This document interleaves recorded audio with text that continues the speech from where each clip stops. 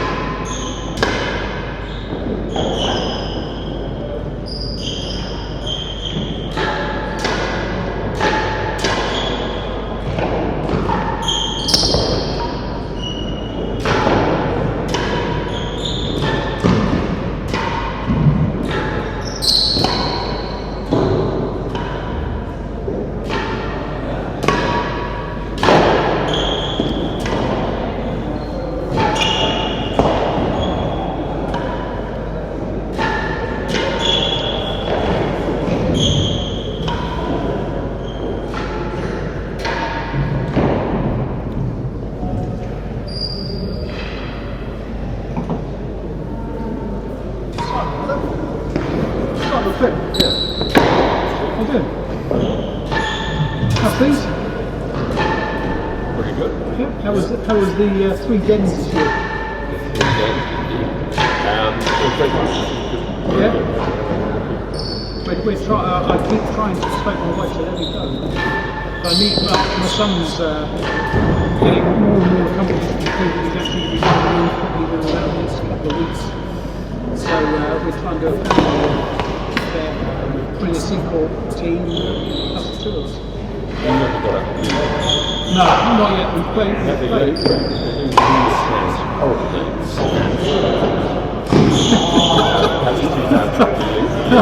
don't know what that is. No. That's the job. So you doing some of the thing? I'm doing stories. Well, no, we had a lot of fun. We had 80 people. Six days. Yeah. Let's cover fit them all in. 80 people. No, I suppose, yeah. 3 course, so that's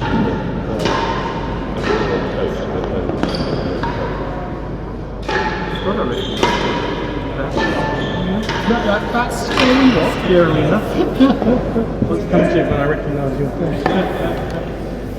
You must have left tailing almost the same sort of time as me. Yeah. Quite a clear run, to be honest.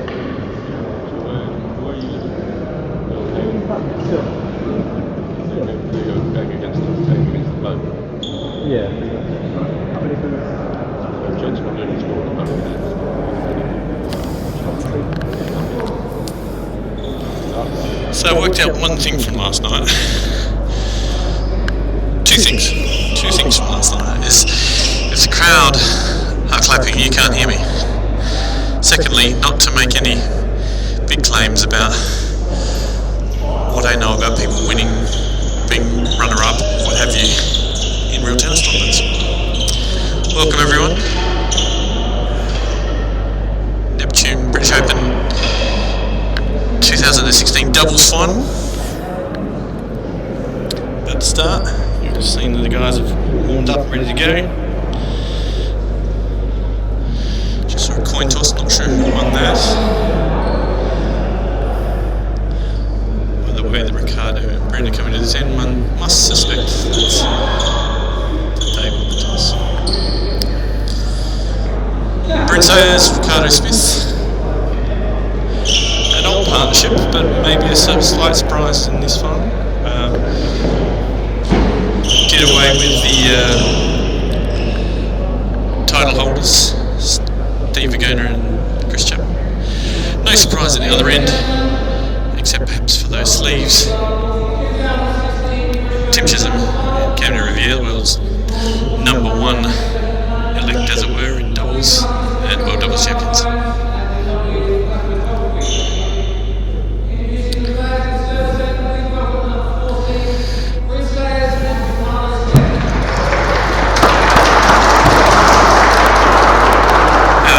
Esteemed marker Andrew Lyons introduced the players, as I've already done to you.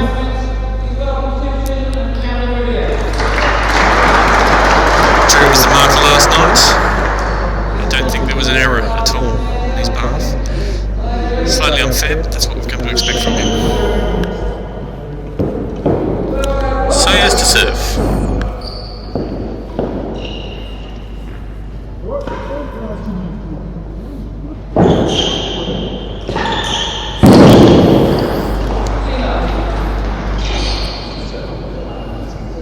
Loosener for Chisholm. Straight down.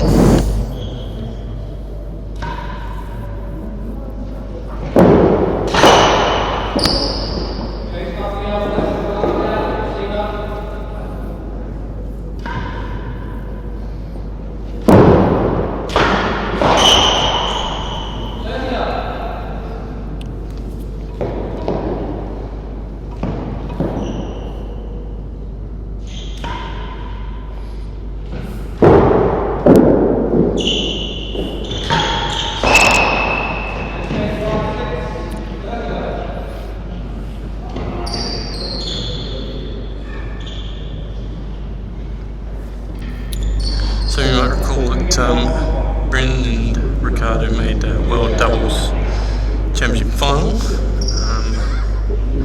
number of moons ago at Seacourt Tennis Club. Didn't end well for them. Agona and Faye ended up winning that one, but they're more than a competent pair.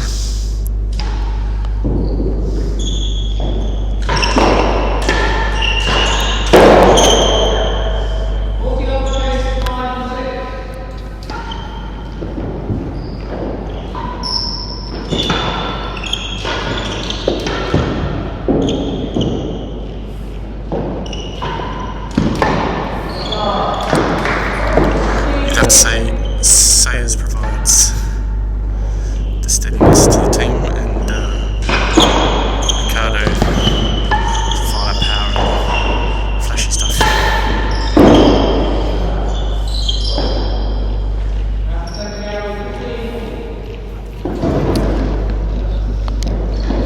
I think I'd enjoy if you all to write in to the T&RA Twitter handle, or on the YouTube commentary board, about what we think of those American pairs' clothing tonight.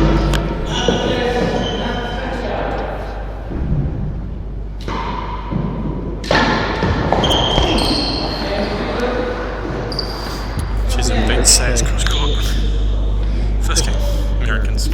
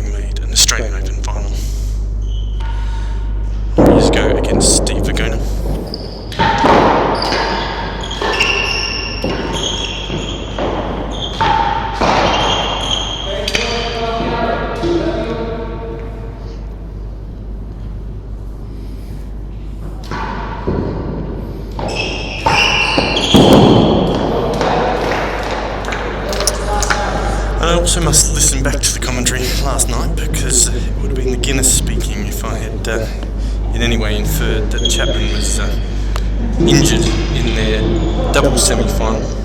Of course he wasn't. He sustained an injury last night during his singles final, but at the time Vergona was slightly nobbled by a quadricep complaint, but Chappers was firing on all cylinders.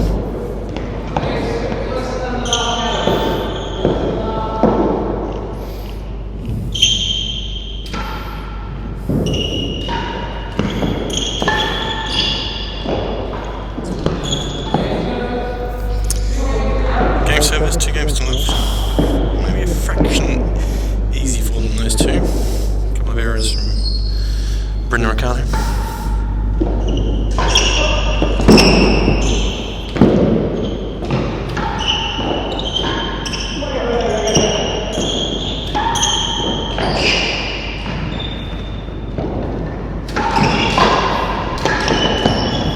Blinding hit from Ricardo then.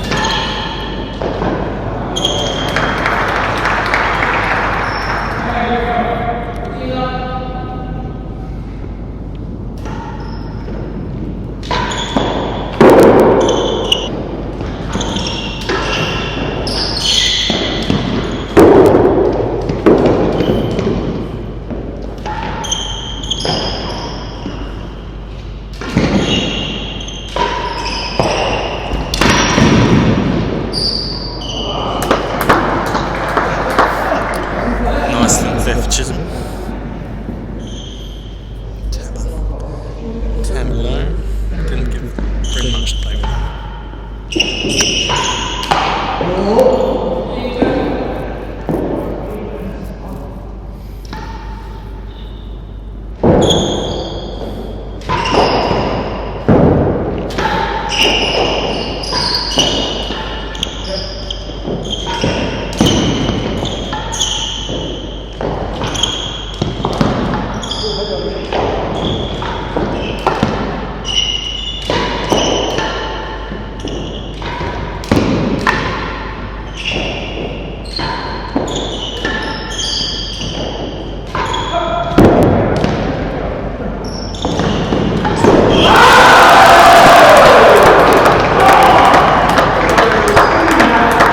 Do too much of that during the world doubles.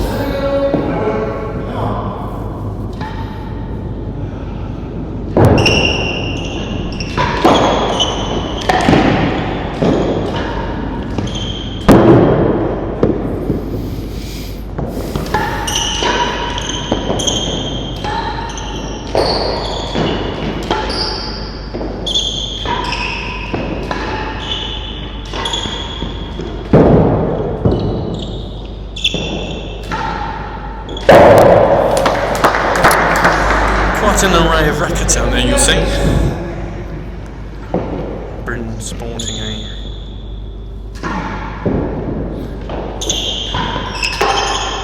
the least colourful racket on court, Gray's Extra Tech.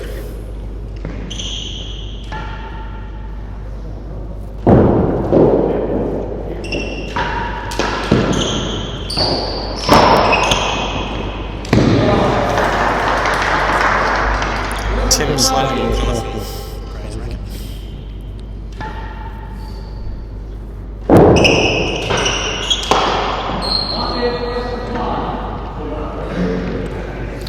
We had to racket the Ricardo Smith is using. Or Rich Hall Smith, as you may know. Which is the latest pro-only edition Extra Tech from Gray's. CLX, celebrating 160 years of Gray's as a company, I believe. And of course, Camden Riviere using the gold leaf, which has served him well last night.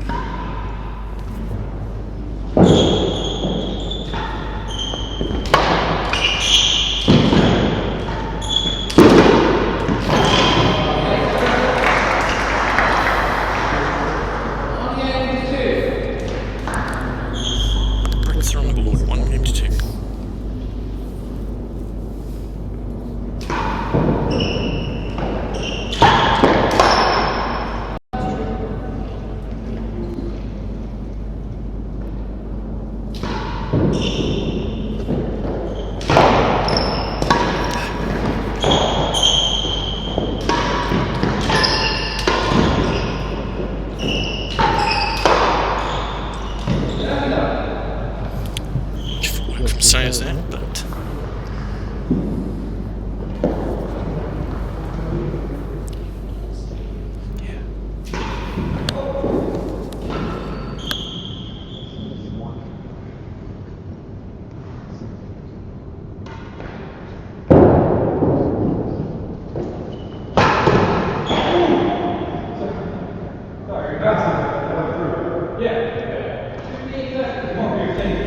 Curiously, they decided there that that ball had passed underneath the net somehow.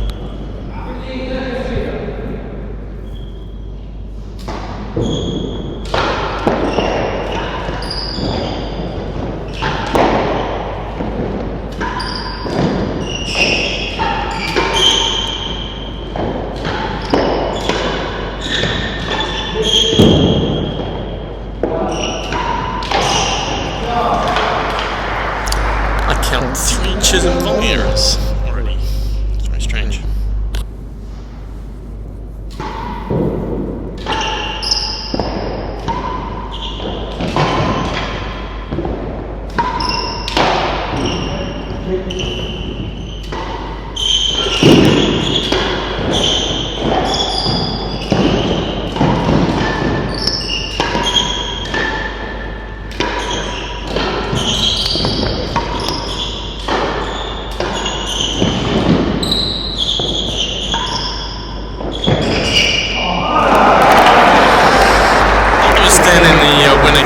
I don't think Bryn has much fancies that fast.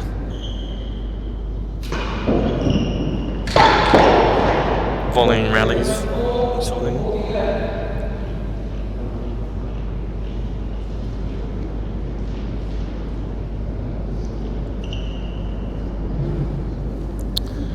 So I'm intrigued to know what you're saying about the American costume of this evening.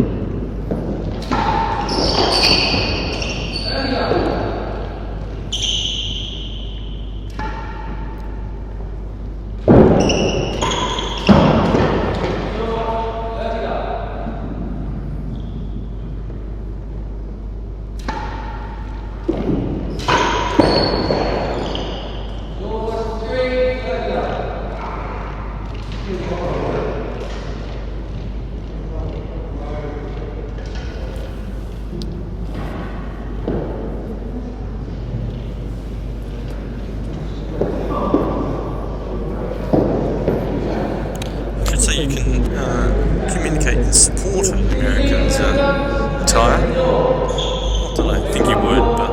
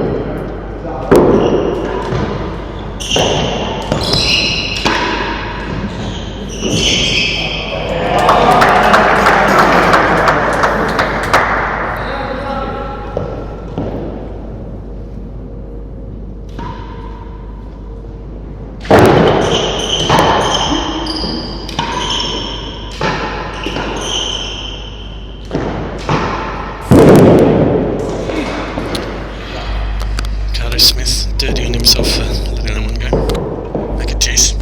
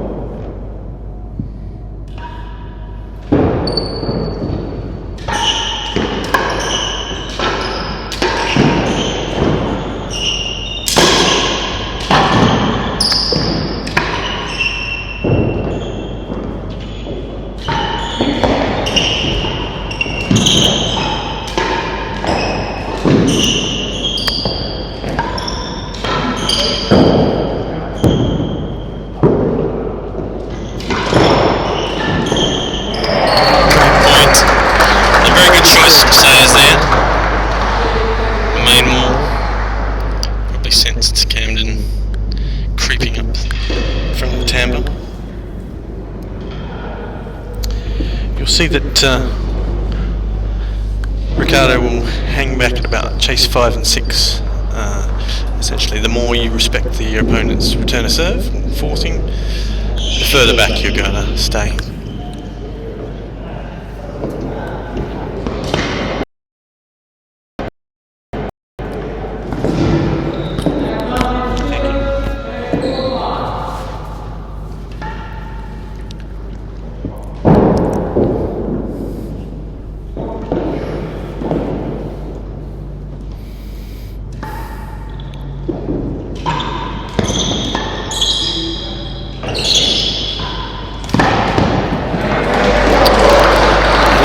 Seeing that this British pair are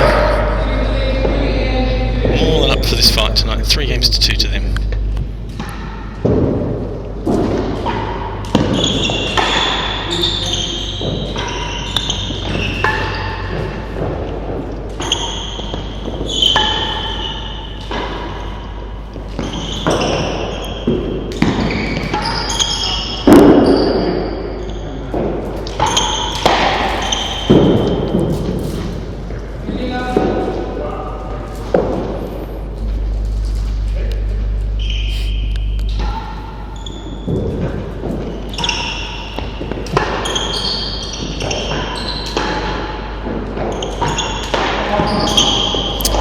At that previous point, I think Riviere looked at Chisholm like he hadn't seen so many volleying errors from him, and then made one himself.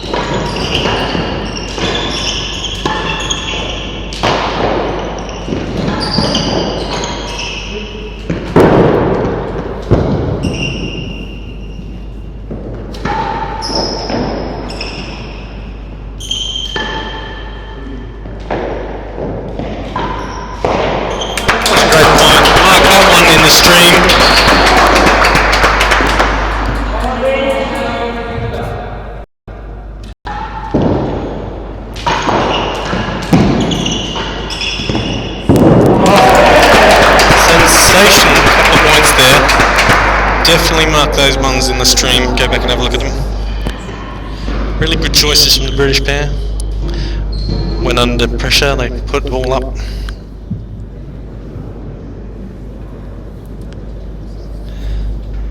Just didn't give them an early volleying opportunity whilst they were a bit vulnerable.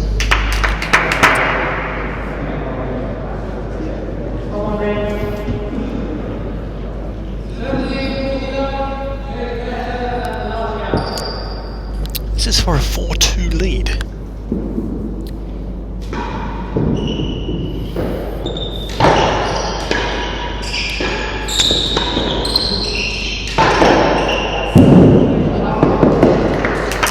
Camden steals that one out of winning gallery and dubious post winner.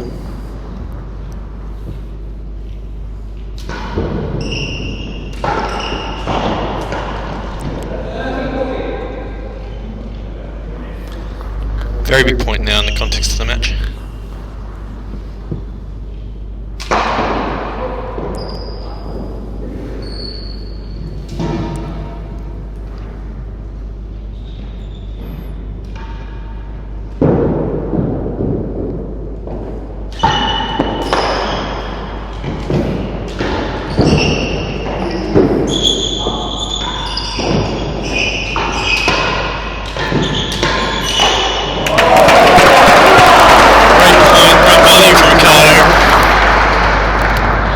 See there that the British pair are choosing to use the main wall to make sure that Chisholm doesn't have that early volleying opportunity.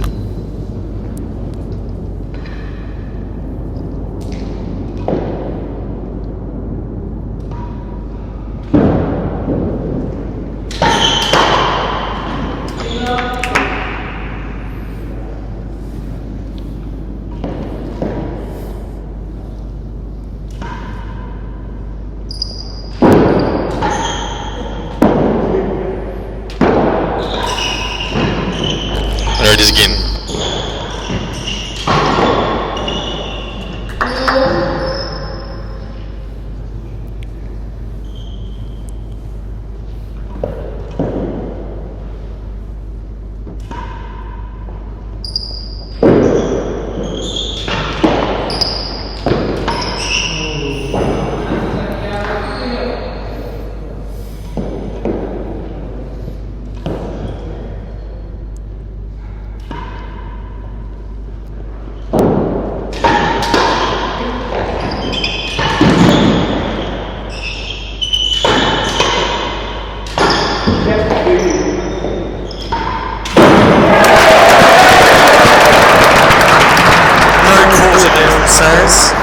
Smashed that one as hard as he could and backhand into the winning gallery.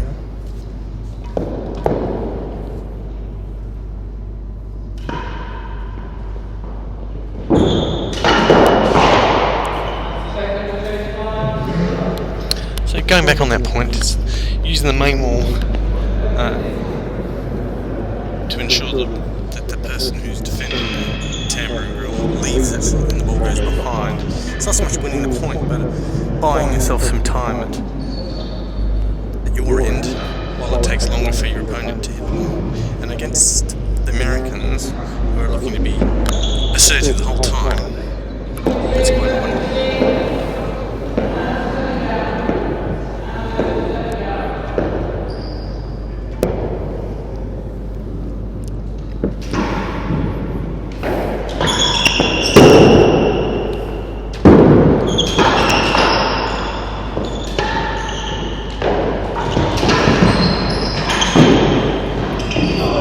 How Ricardo got that first one back, I'll no idea.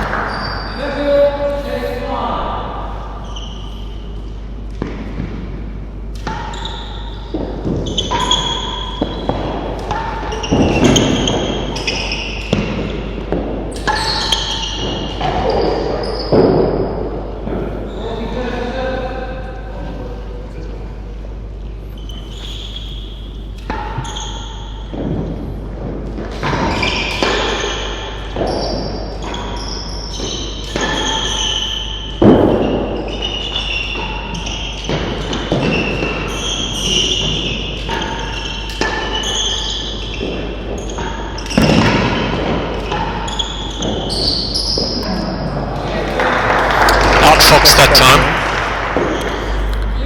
Riviere not looking overly happy about what's going on.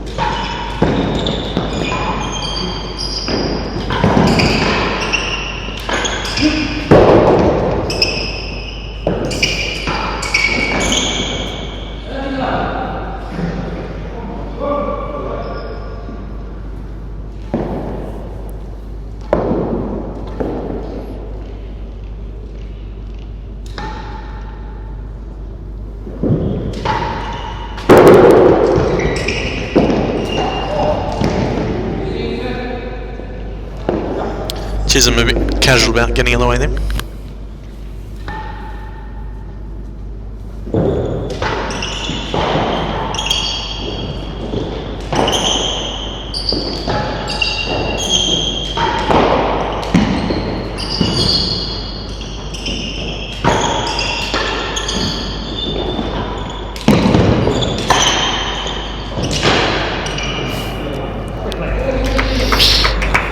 Bounce on the winning gallery ledge, you might have noticed.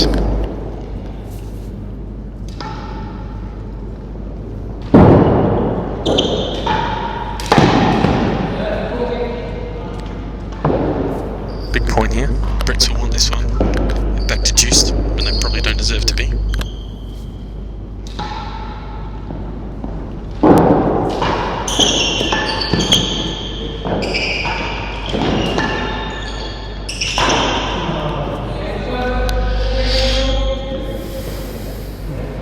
Four games on.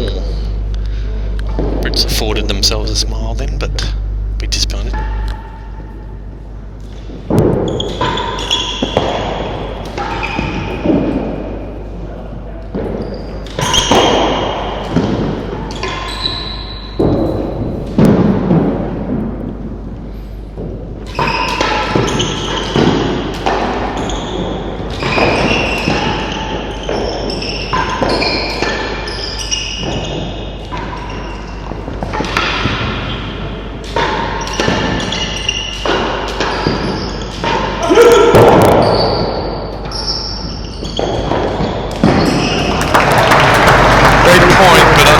Have lost their way here a little bit. They don't want to be getting in those battles with the Americans. They're going to lose most of them.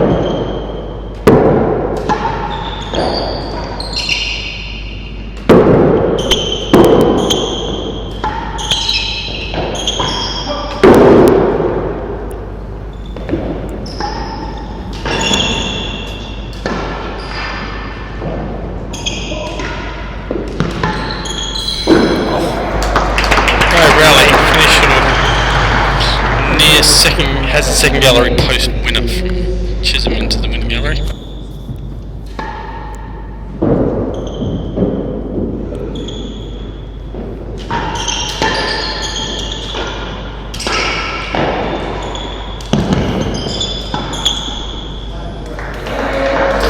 Four games all, 30.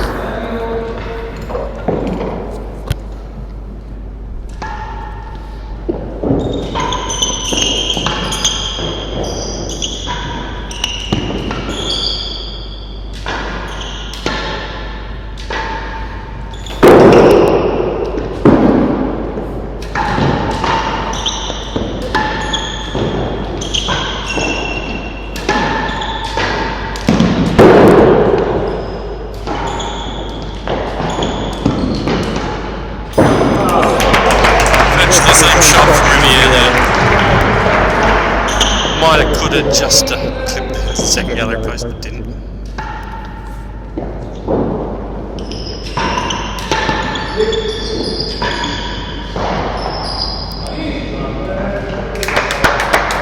Curious shot from Chisholm. Shake of the head.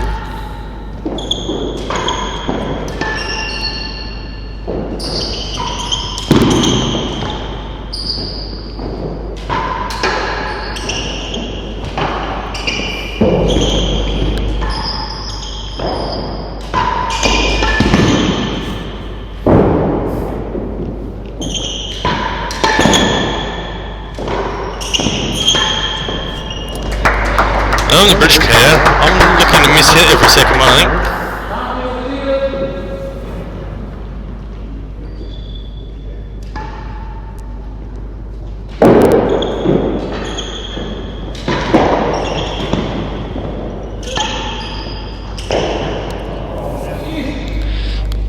Fortuitous bounce there for Chisholm.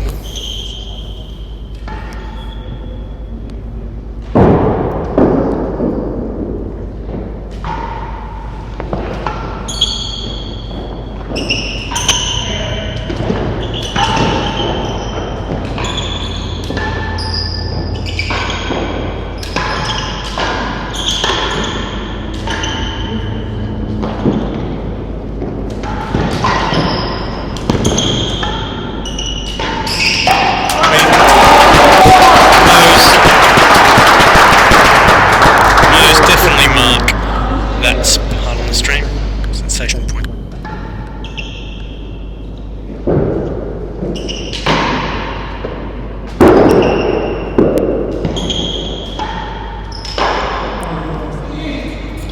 And forget about that part on the stream.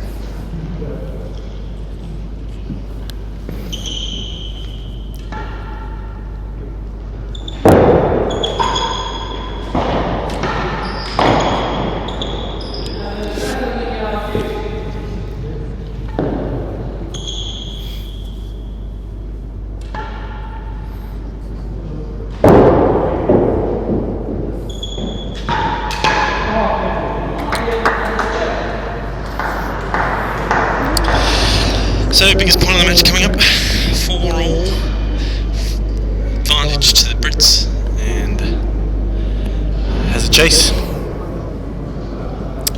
You might want to spend a moment looking at the stream and see how calm they all are underneath the grill. They let the ball come in there, use the pace that's already on it, and just defend.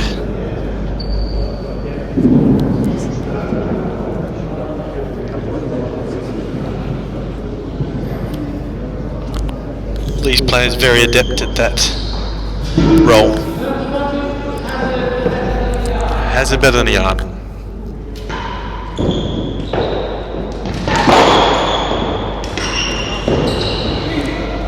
Ricardo will be disappointed in himself not having got up to that one. Back to deuce. It's a long game, this one.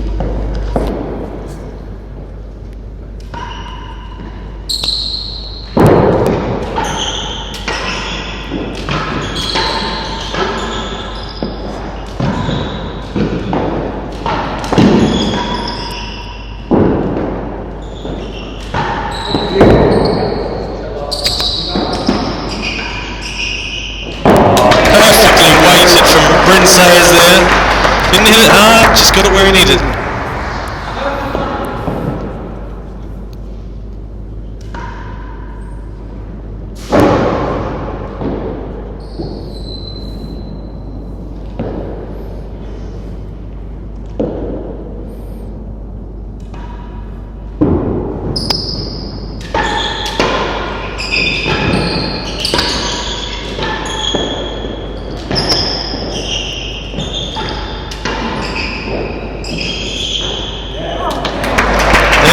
Game for the Brits. 5 games to 4.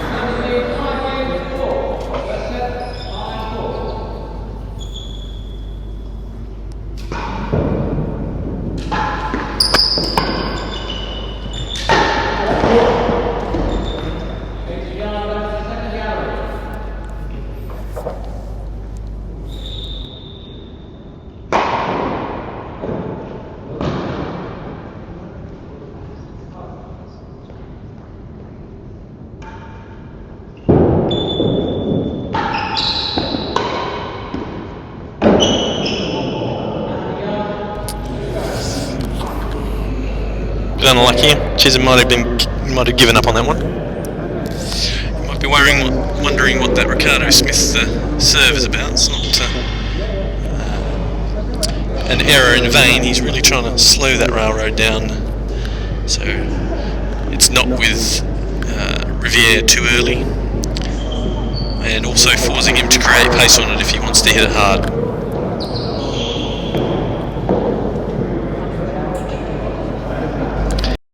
Now, not with any disrespect to Chris Chapman, but last night's match was a 1.5 Guinness match for me.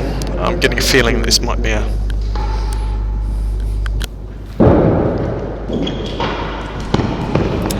4 or 5 Guinness match.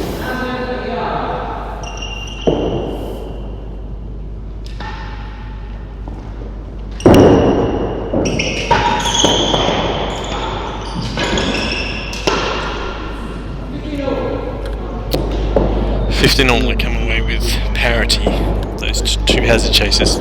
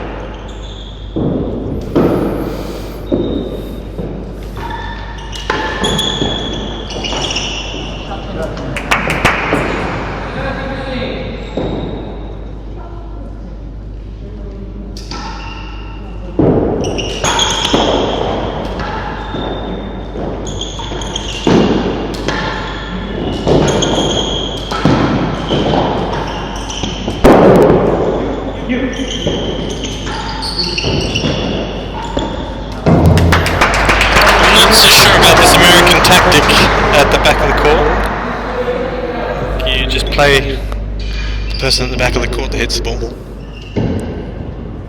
leading to occasional confusion.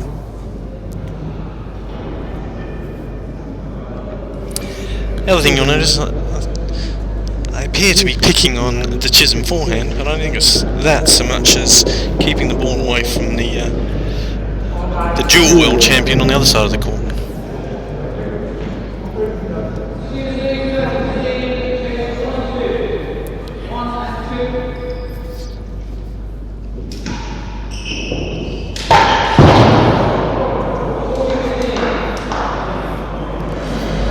Riviere hit that one.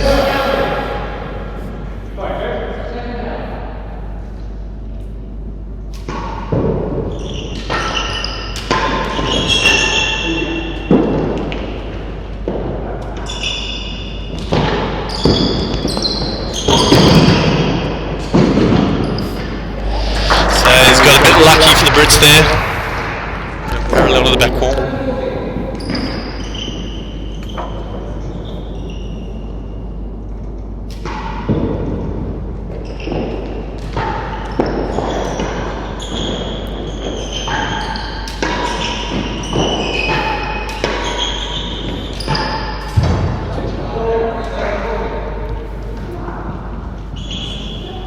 Great volleys from Sayers, but you could see he was sort of leaning back on both of those rather than really getting his body weight forward into them.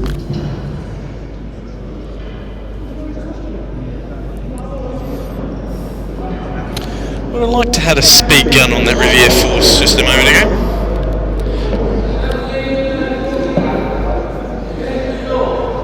.30-40, chase the door.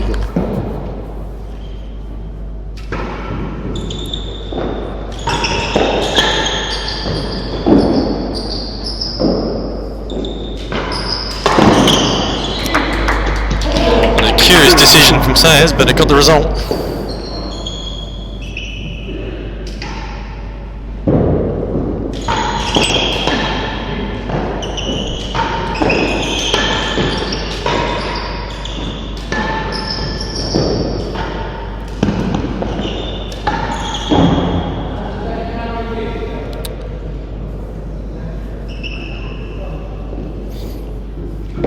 No applause there. Obviously it was Hazard's second gallery.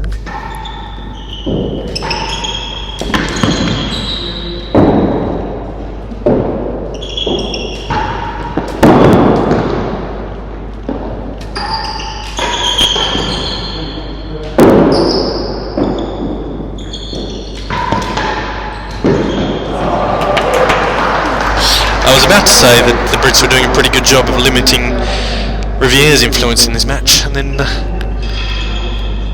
Sayers hits him one and hits a winner.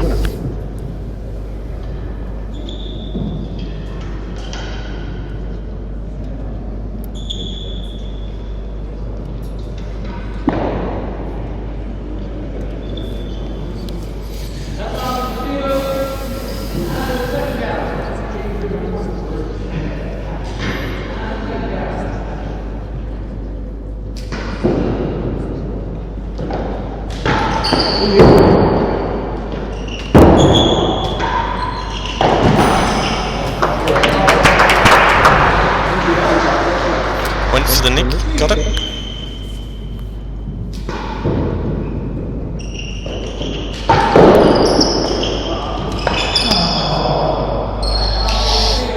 A lot of net taping there. Some top spin, but Sayers couldn't quite move his feet to the pace of it.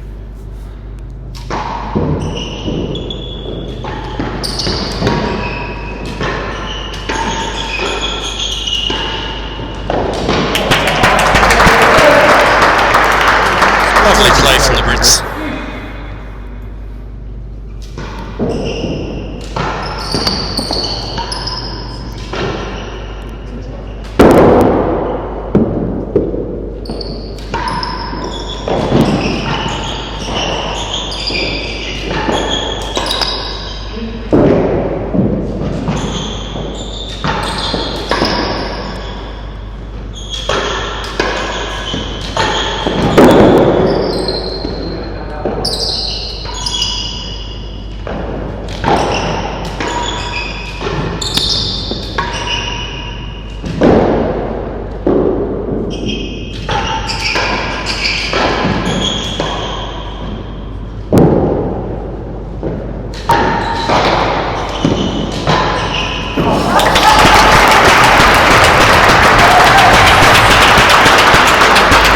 Smith escapes with his life there and makes him play another shot.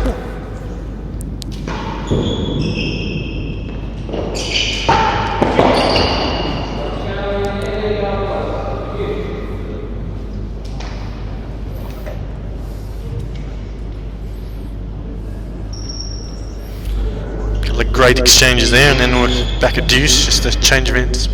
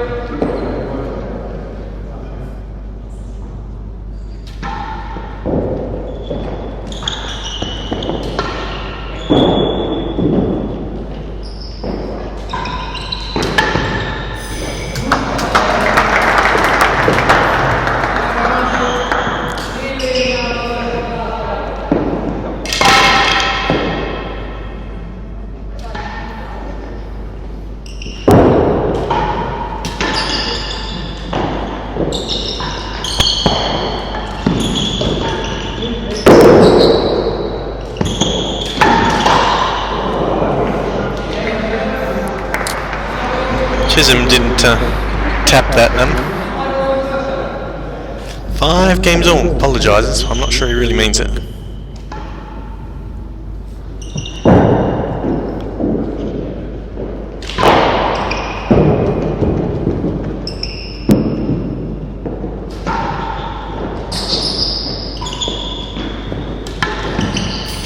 Oh, they're all going in the winning gallery now for Chisholm.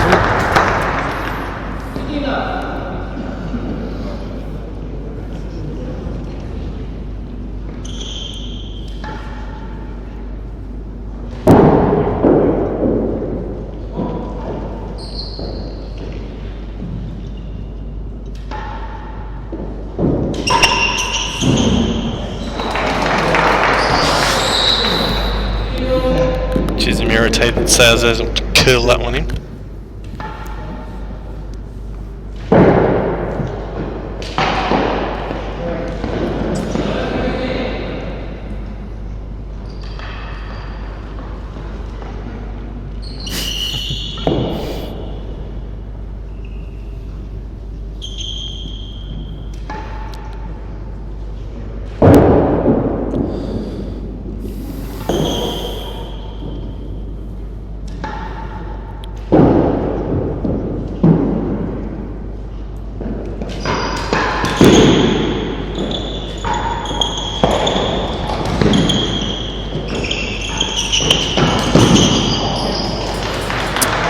5 games all, 30 all.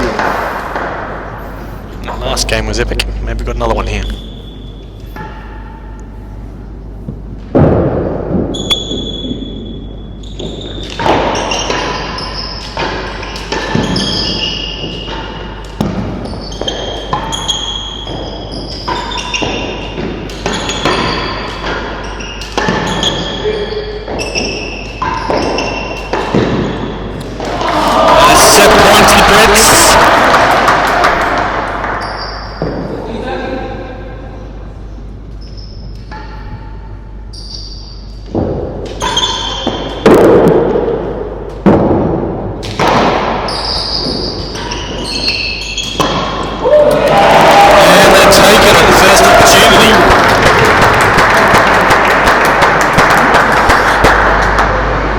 Well, we have a match. It's very noticeable also that the Brits are having fun with this. The Americans are also known to be quite jovial during their matches, but the Brits also here are having a good chat and a joke.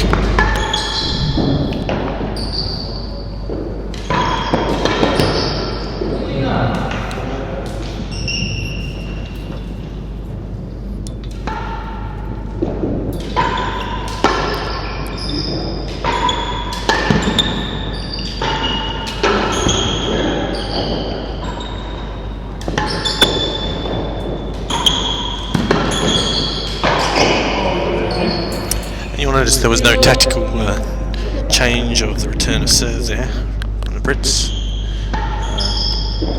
Well, I doubt the Americans will have changed there as well either.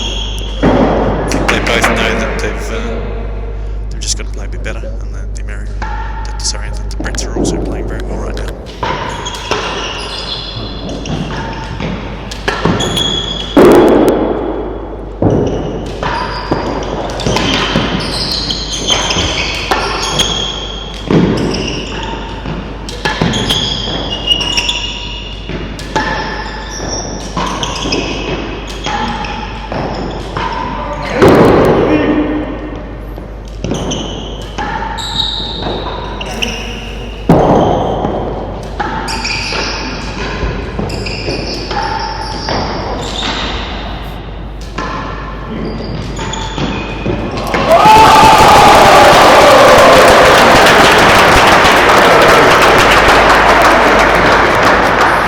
So this has to be frustrating the hell out of the Americans. They're throwing the kitchen sink at them, and all of it's coming back. And if you're the Brits, they know at some point with these two that they've got a track record of frustration setting in at some point when all their best efforts are not converting into games. So I imagine they'll just look to be doing the same thing, staying at that same level, not trying to do too much.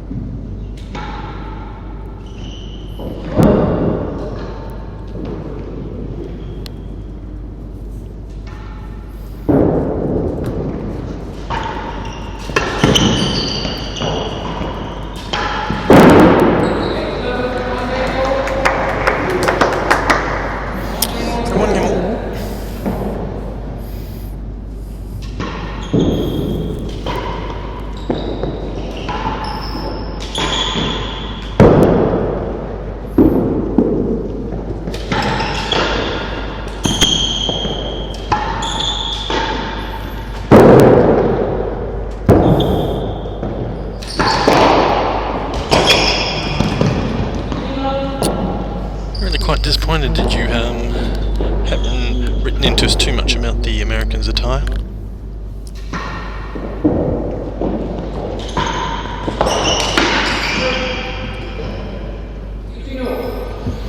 Maybe you can't see it.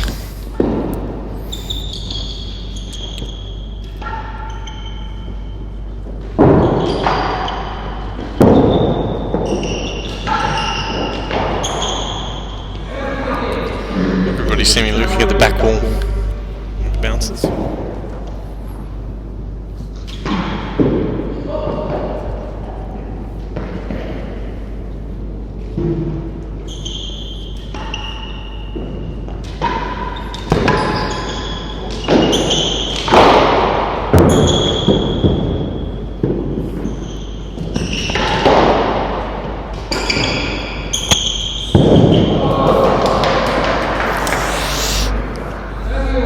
Chisholm could do that. That was perfect lob angle.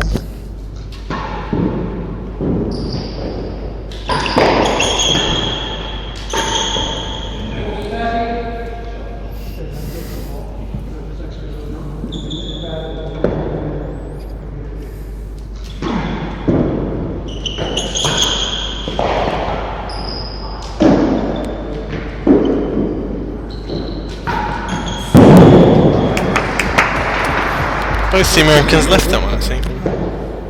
Didn't believe it was in.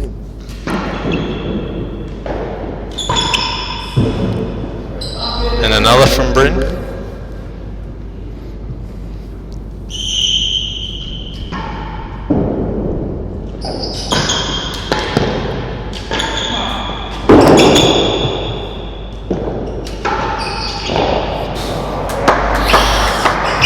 Sensational shot from Riviere.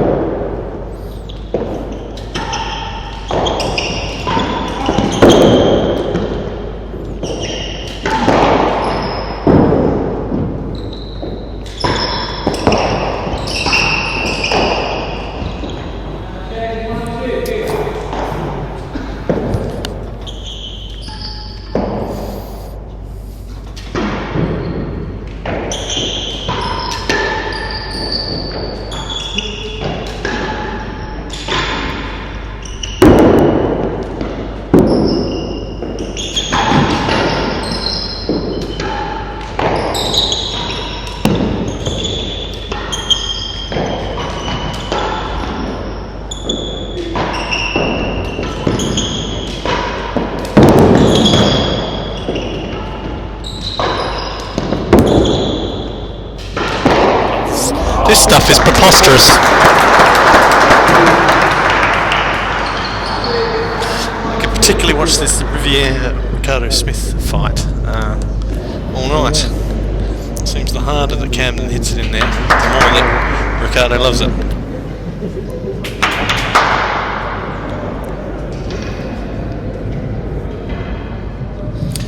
So going back to what I was saying before, maybe you can't see the American attire, but on one sleeve there are stars with a blue motif, and unsurprisingly on the other sleeve there are red stripes. It's a travesty, really.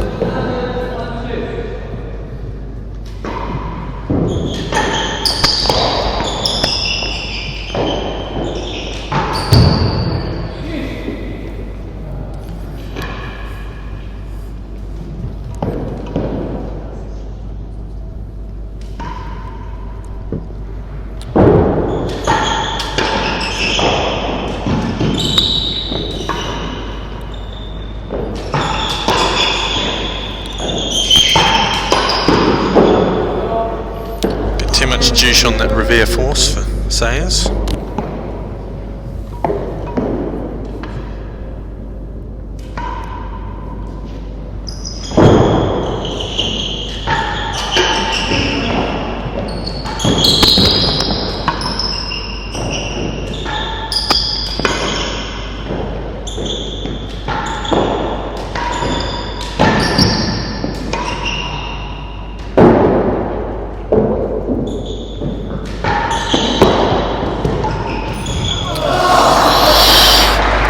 Somebody in the crowd thought that had gone in the winning gallery, but certainly wasn't. Missed by a good foot or so.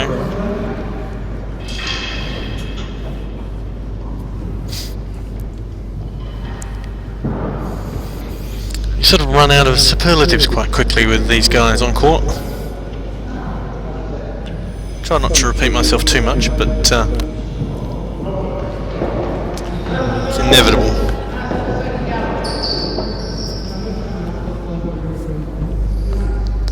I think the Americans have been made think harder about tactics in this match than they have for a little while.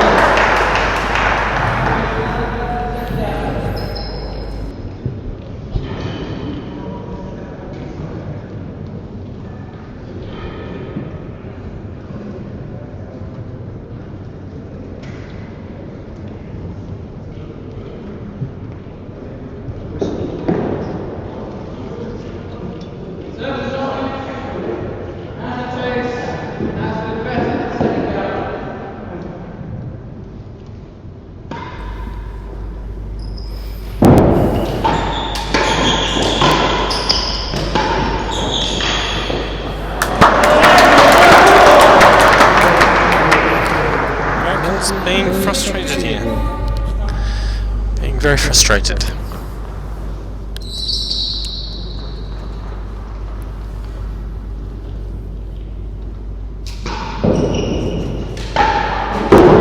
That's a frustrated shot.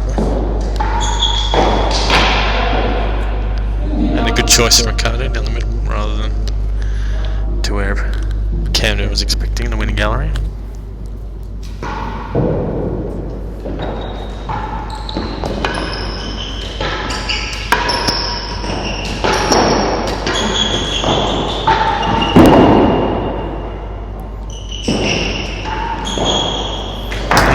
Choice right between the two Americans.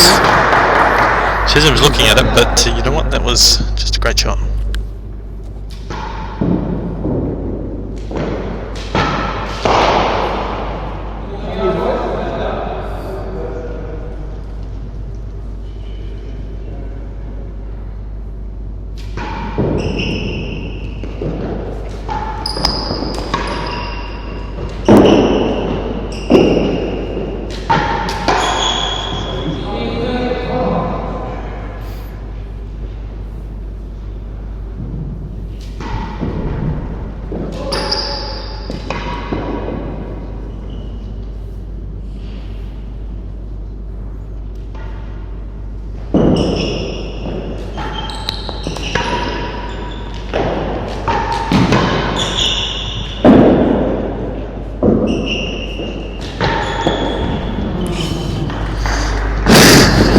Riviere celebrating for his partner.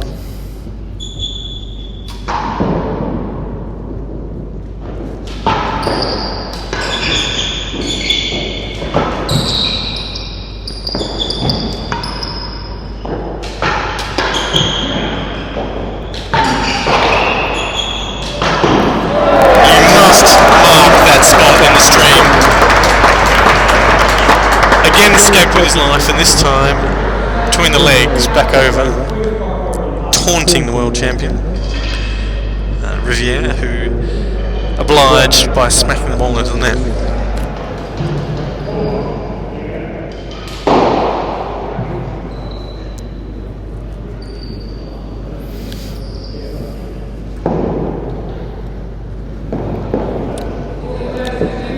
I would say the smiles on the Americans right now is they're a little bit nervous. rather than their usual carefree approach to doubles.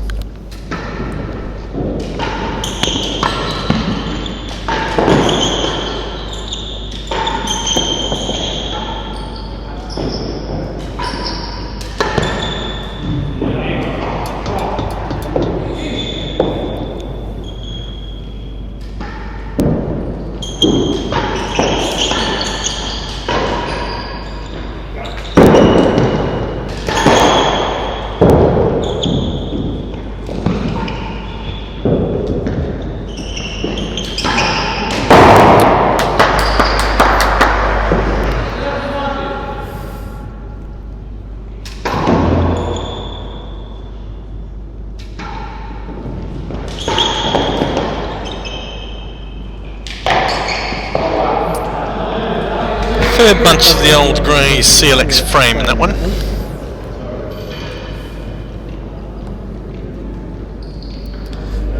But the Brits will take it.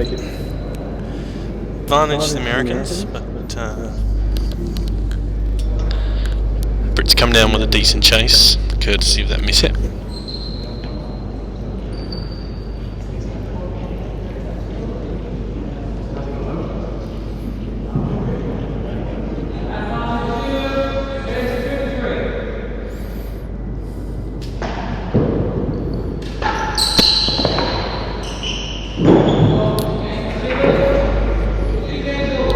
Two games all.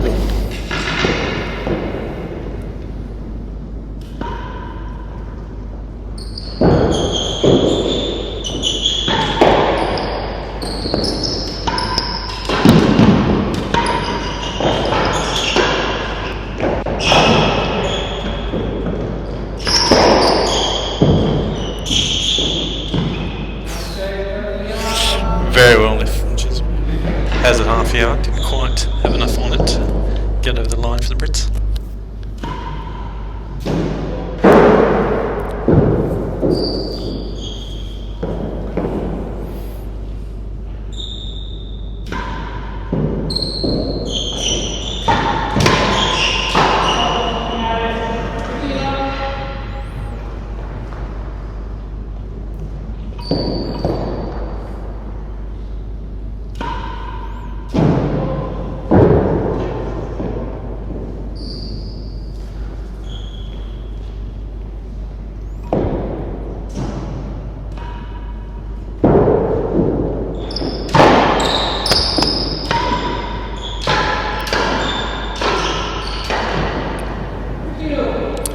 Ricardo there is simultaneously respecting the return of serve, but also looking for every opportunity to step in and hit a good volley.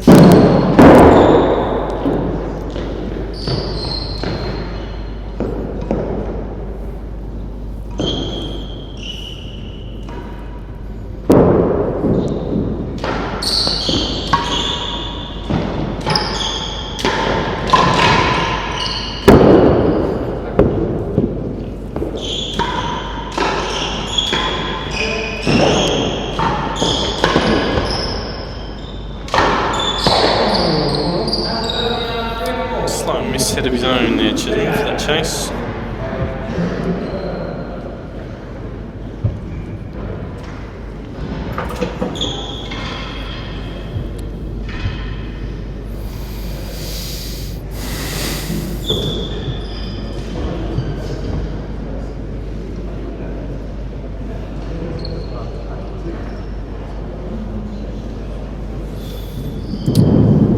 So here we are at some 70 minutes into the match, through one set.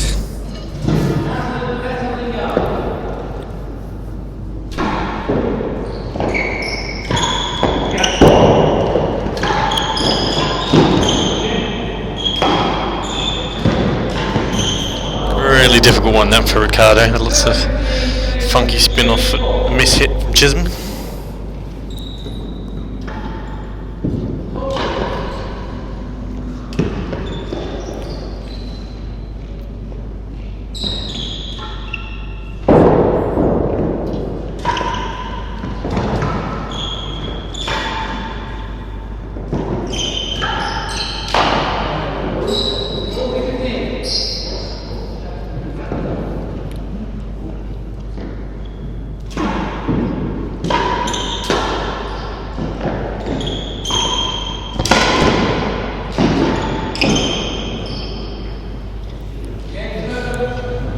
massive end of the game for the Brits. 3 games to 2. The Americans.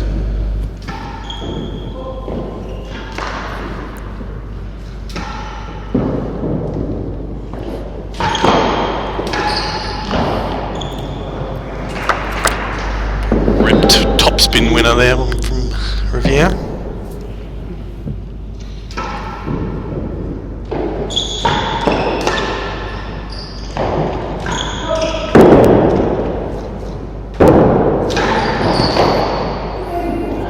Massive overkill from the singles world champion there.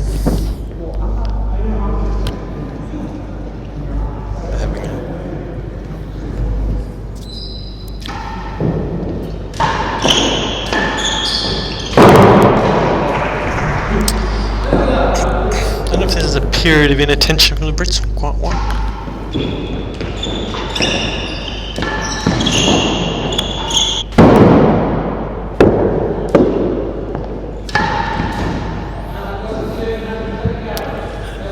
And the Americans mucking around midpoint, and kind of got expected they're going to hit a hazard gallery at that point.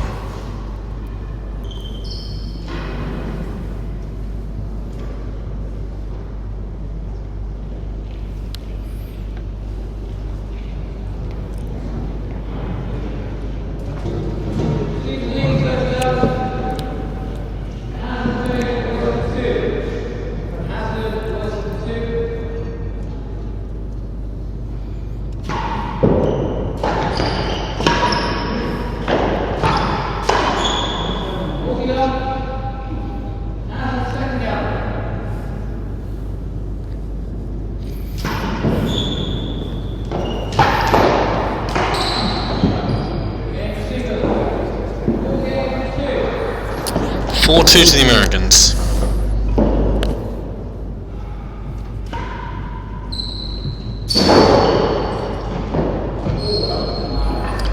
Chisholm showing that he should be sticking to tennis.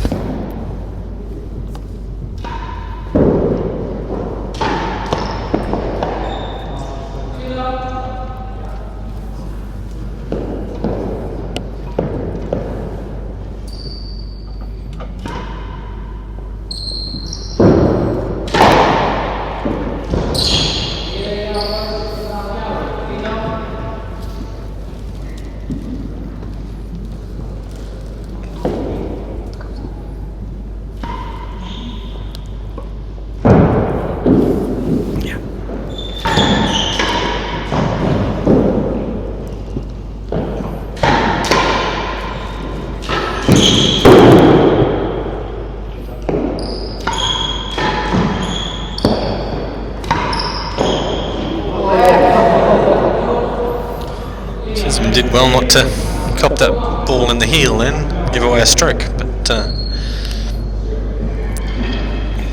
top corner, vertical ledge of the winning gallery and out of the hazard galleries, a curiosity of our game.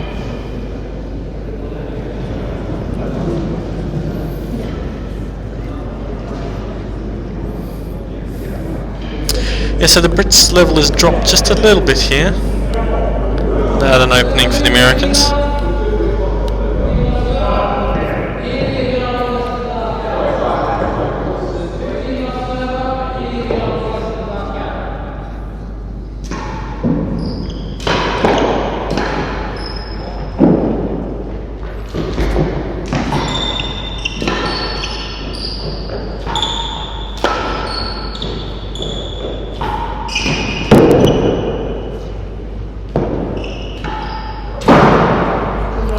Doesn't miss those, does Riviere?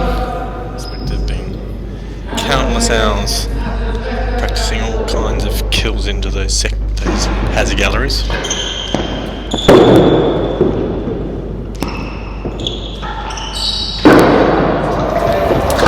And winning galleries as well.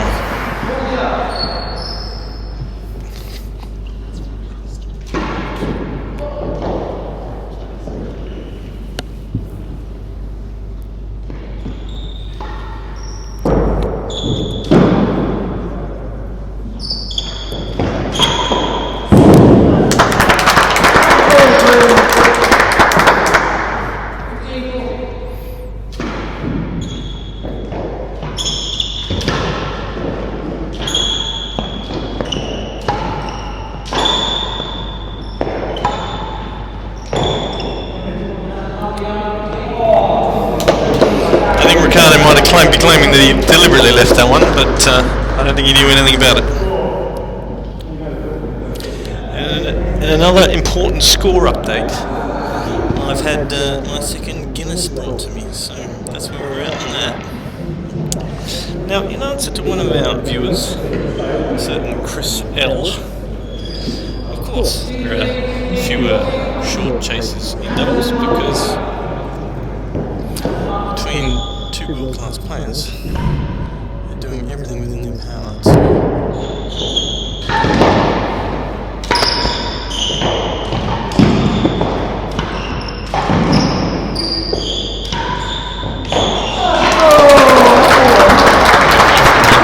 Everything within their power to prevent any kind of chase happening.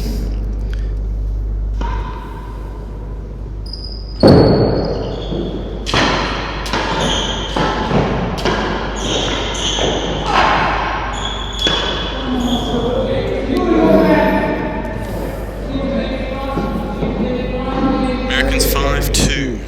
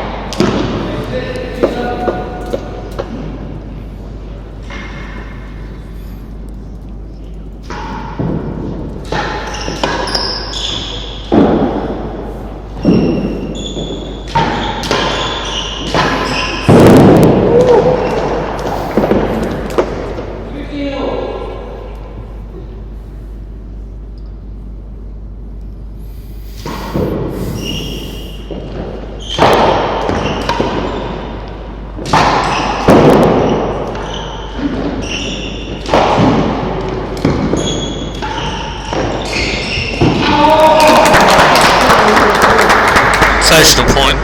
Yeah, getting a bit carried away with trying to hit the ball as hard as you can.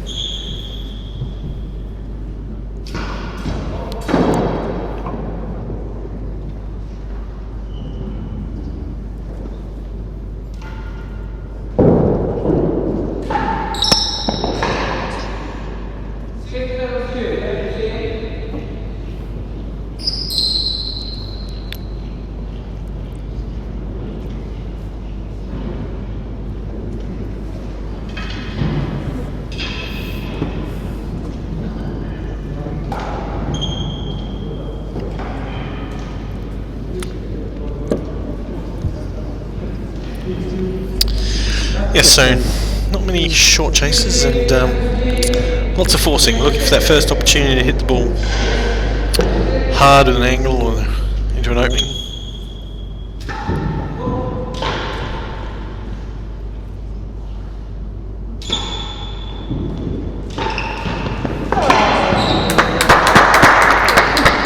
I think the Brits are ready to let this set go, yep.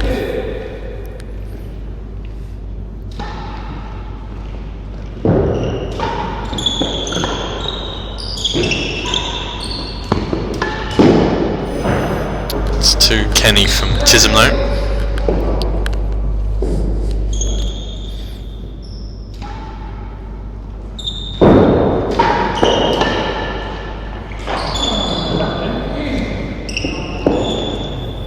America's back at deuce. Riviere saying that he wants this set right now.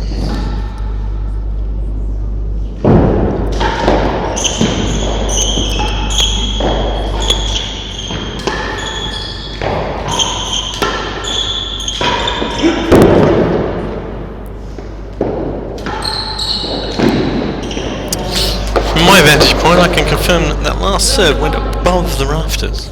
Didn't hit any.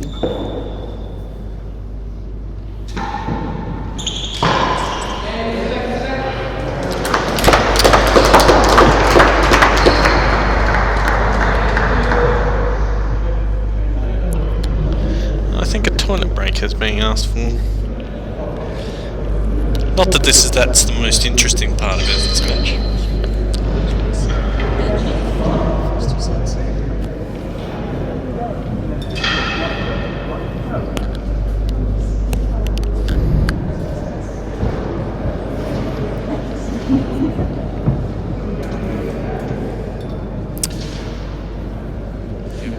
Now really you're spoiled right now, because I'm going to hand over to the new head pro of the Queen's Club.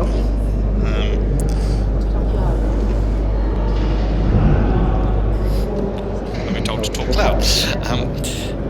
The new head pro of the Queen's Club, Ben Lawson, on his views of what he's seen over the last couple of sets. He's been standing upstairs and watching what's been going on. I'm sure he's going to contradict all of what I said, but that's a risk I'm prepared to take.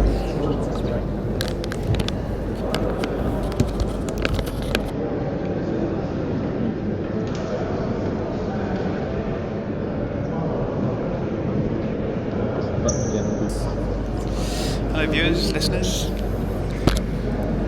Sorry about the last hour, things are going to get better. It's a shame to have such a one-sided match here. Hopefully it'll get better. No, seriously, the last two sets have just been awesome tennis. I've had a lot of comments from the crowd saying, that,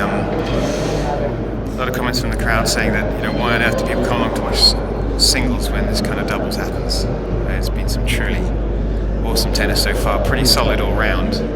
No gaping holes. Occasionally Ricardo might run a little bit faster, but he's been so solid everywhere else. Not fazed by Tim hitting balls almost through him. And this match is going to keep going for a very, very long time. I wouldn't say it's necessarily anyone's guess as to who might win it, but I have to say it's been far better than I was anticipating. As in the semi-final that Bryn and Ricardo playing, it's very much Ricardo playing safe stuff, not hitting out too much, and Bryn forcing the winners when he gets an opportunity. Ricardo just getting the ball back all the time, being solid. Some great high serving from both parties. Interesting that Tim and Cam are choosing the same formation all the way through, with Cam kind of taking the front and Tim at the back. The two Brits have been trying to pick on Tim's forehand. Not that Tim has a weak forehand, it's just when you're playing against two players of this caliber, you've got very few options about where you can find holes, and it's kind of working for them. One set all. Bryn and Ricardo now have the choice about who's going to return serves.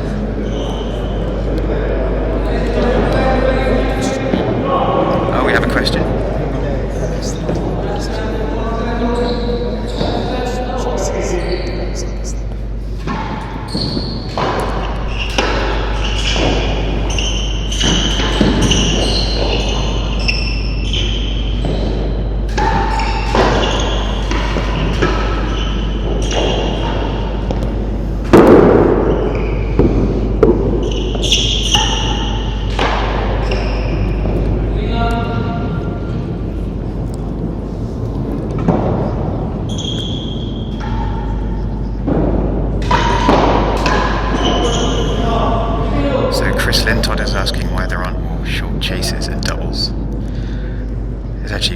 Simple answer to that one.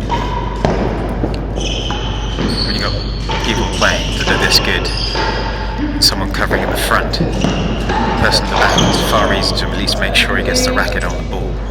As such, you get a lot of galleries, you get a lot of hazard chasers left. But short chasers are very hard to find.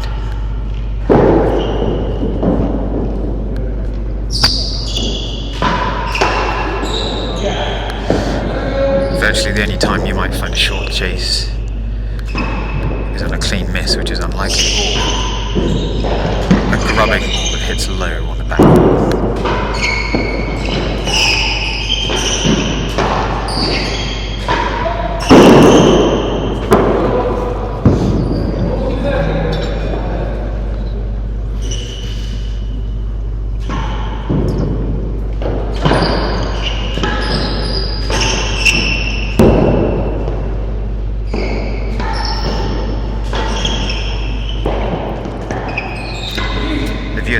noticed how the ball goes on the penthouse a lot more than it might do in singles, but it's not punished as much because there's two people covering on the receiver side who can deal with whatever comes back at them. So the main wall forces a far better shot in doubles for that reason.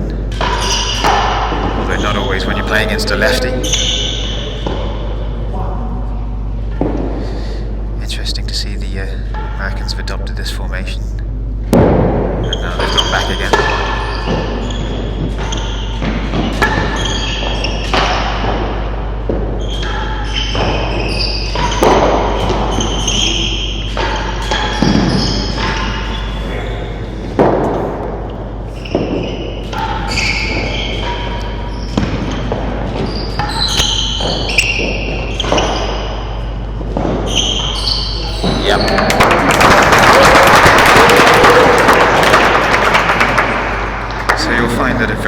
Percentage of the points won in doubles when you're playing with four people this good is when people get out of position, and that winning gallery gets hit so much more than we do in singles because it's very hard for both receivers to cover the winning gallery effectively and not leave the tambour exposed.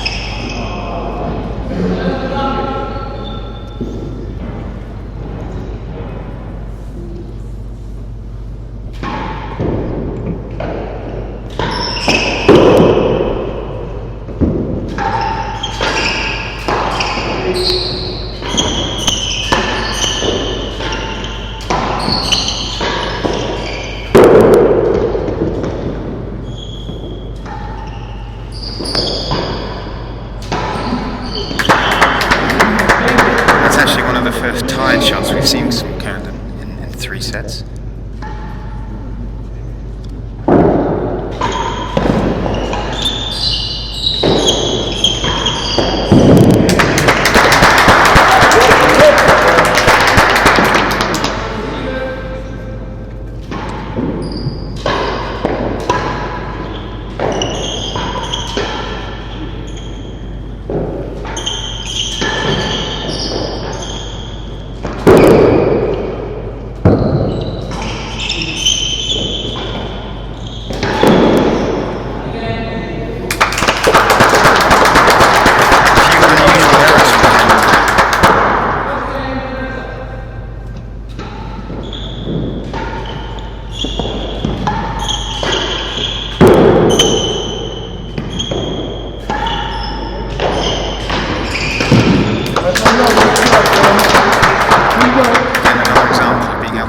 Despite hitting the penthouse.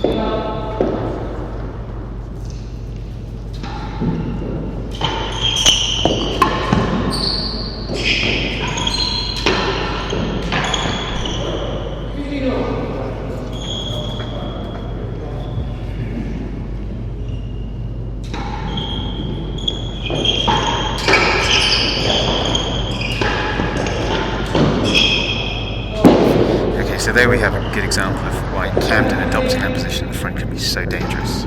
If you don't hit the ball through, he's able to create angles that otherwise are angles that are very hard to come back from.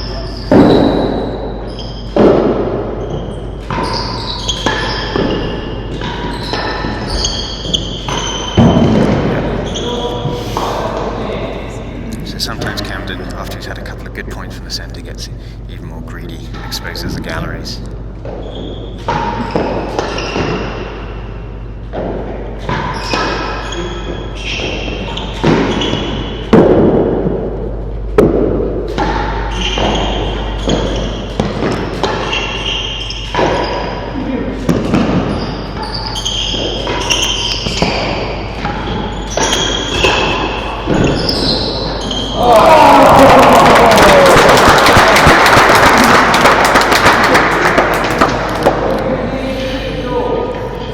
Shot that happens a lot more in doubles than it would in singles is actually the gentle chip down the main wall into, well, assuming you're not Camden, a forehand corner on the service side. This ball isn't punished nearly as much as it might do in singles because it's very hard for a singles player to cover the grill and the timbre and the cross-court ball, whereas in doubles, you chip it down the line, you might get a lucky close shave against the main wall, might get a good length, but it's certainly not just going to be put away. So it's quite a safe option compared to singles, where it's often a bad option.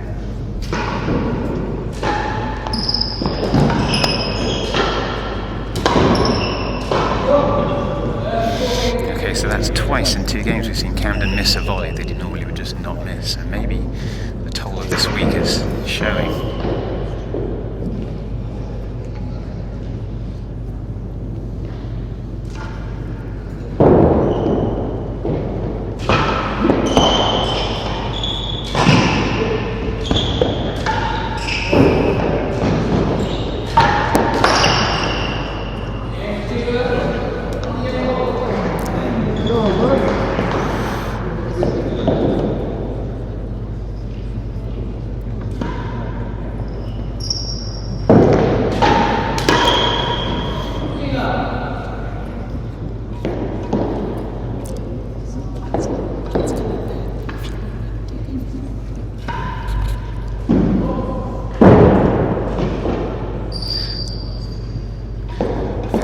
Serving that high serve rather better than he was in his semi-final against Camden.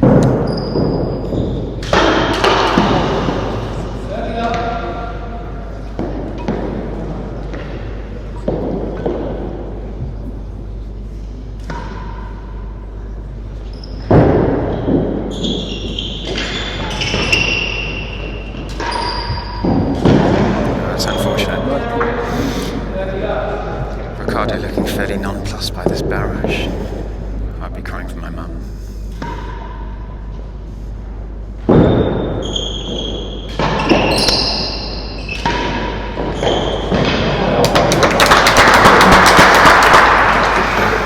Again, so many points won today by a short ball into the service side, which opens up the winning gallery. That sharp angle, both sides abusing it.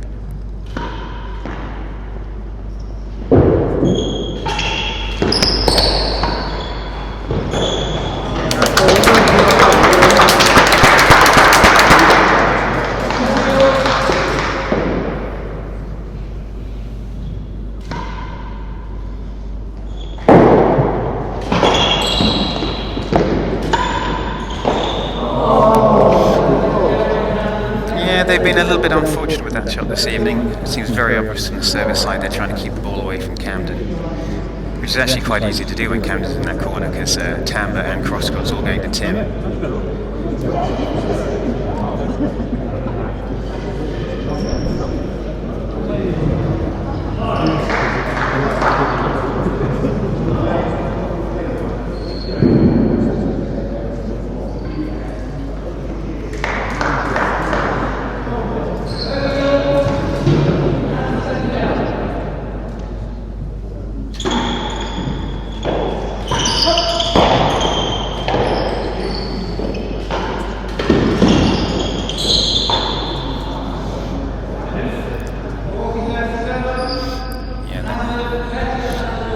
Stroke was a little too soft.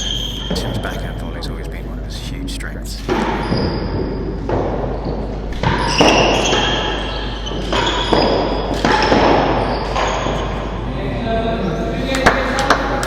It's 2-1 in the third set of the Ping Pong Championships.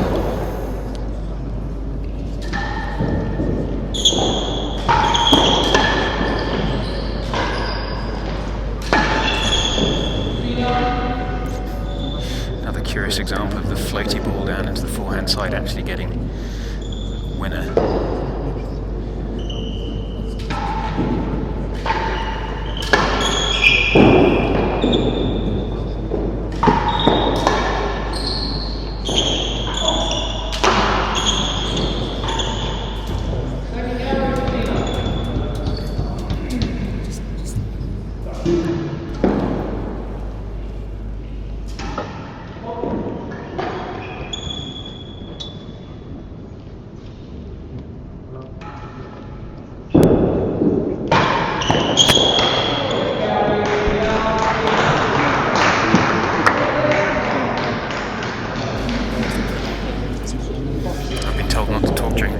That's fine. There's a lot of other noise going on, it makes sense. So again, just in that last game, Camden missing another high volley, signs of his feet failing him, maybe going something a little too high, forgetting how short he is.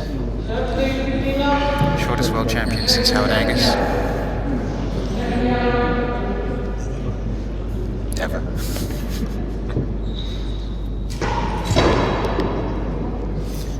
just demonstrating the chase.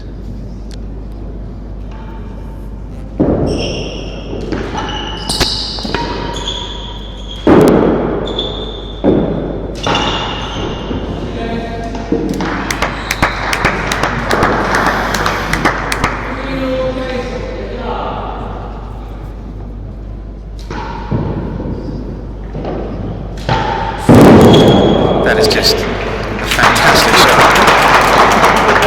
The strength Camden gets at that backhand is just insane.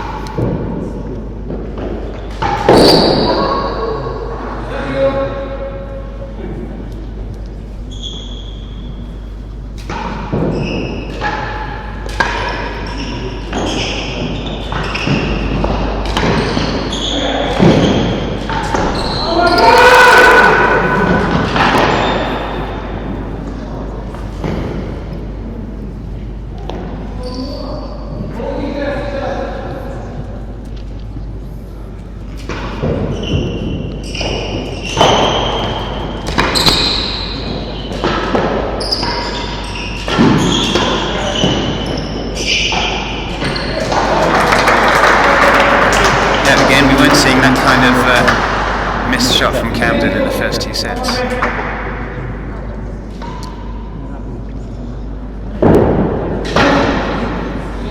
We weren't seeing that from Tim either, actually.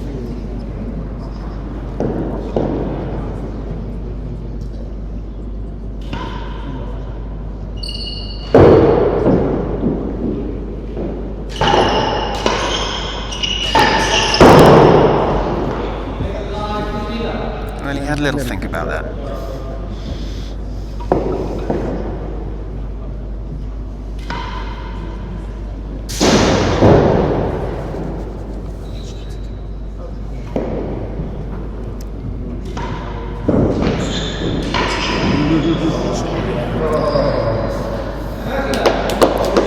Jet just pointed out that the shirts have gone. I didn't even notice.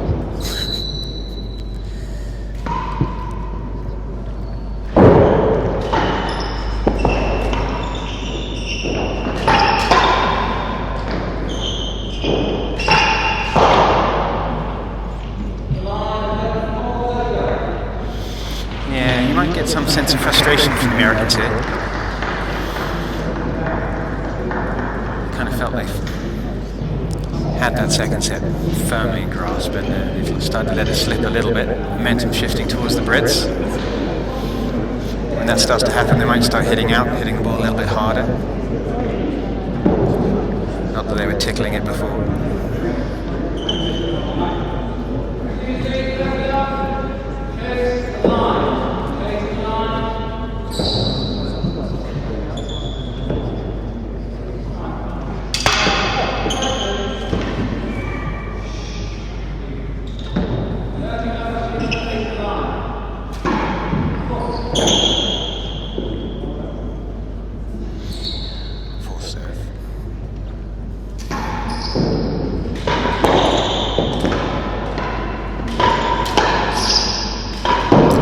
Goodness. Wow.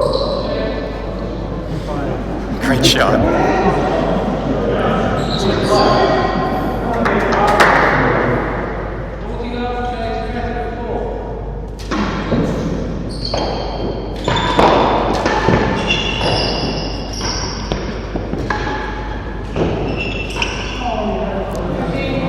Luckily, not only is Drew quite short, he's also got a very small head, so got away with that one.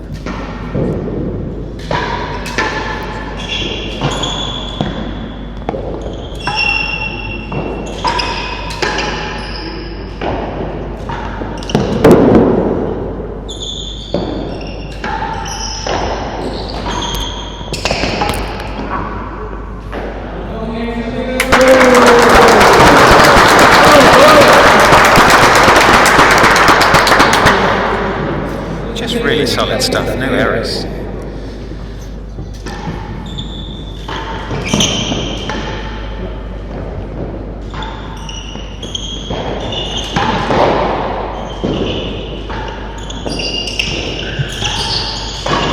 It's really interesting to watch Ricardo here because he's not trying to win the point. He's just trying to create an opening.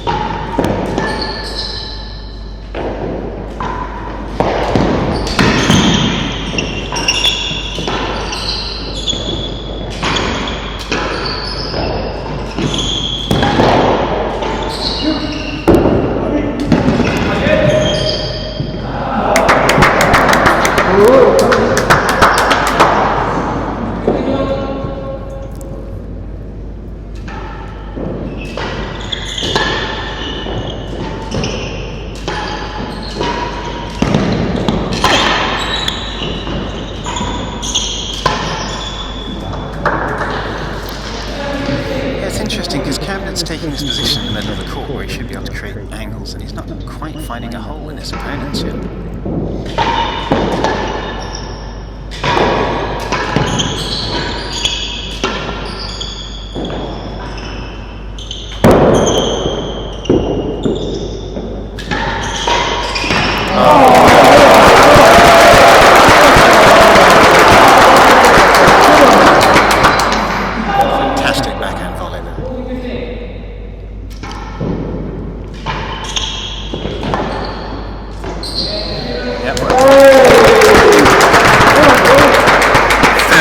Strong game from the Brits there.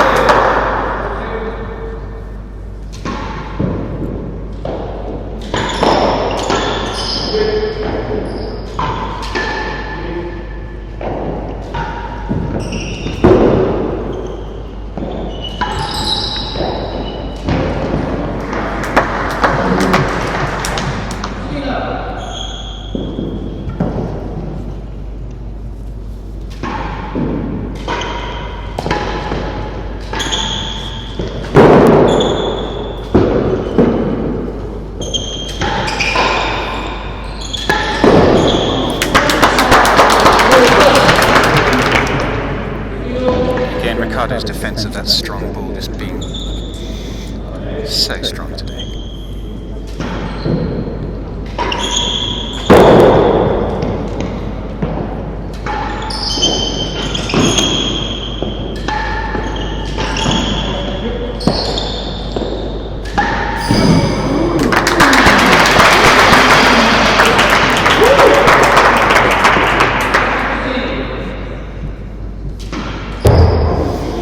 Tim's just going to go for that winning gallery virtually every time when he gets as far up as 5.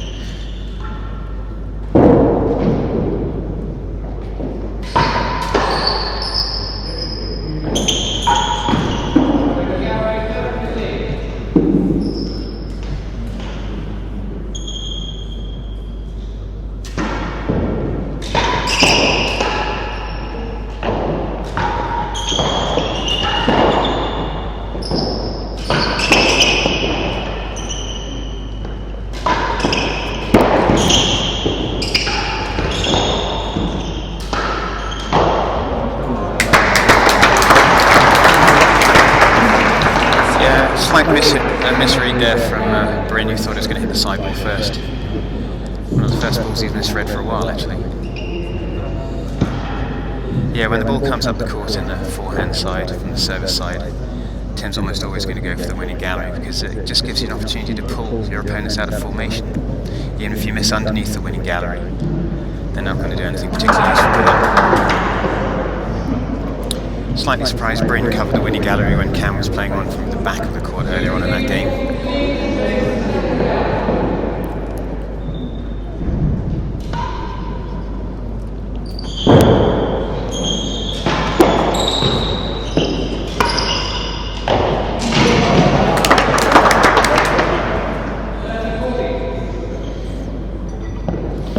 Maybe Cam should have been covering that one.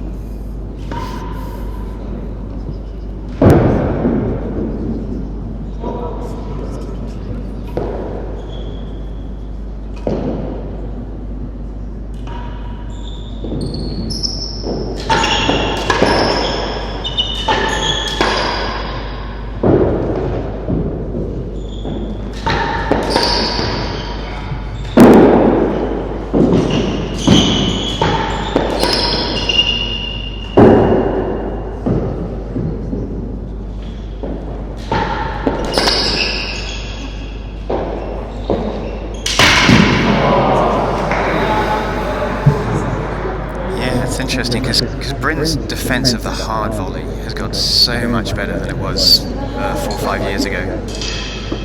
Not getting them back in fantastic shape, but being solid, and for doubles that's all you need. You just need to keep getting them back, keep getting them back.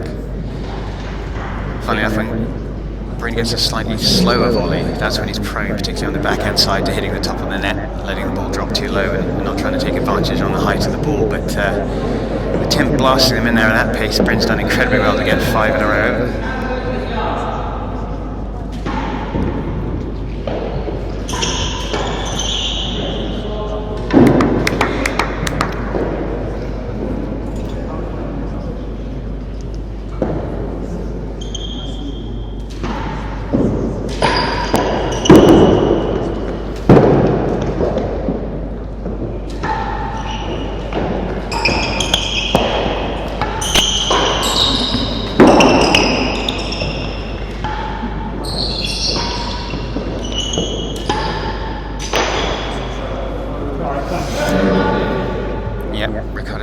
incredibly strong there, but when that ball's right on the wall, it's very tough to get back on the backhand side.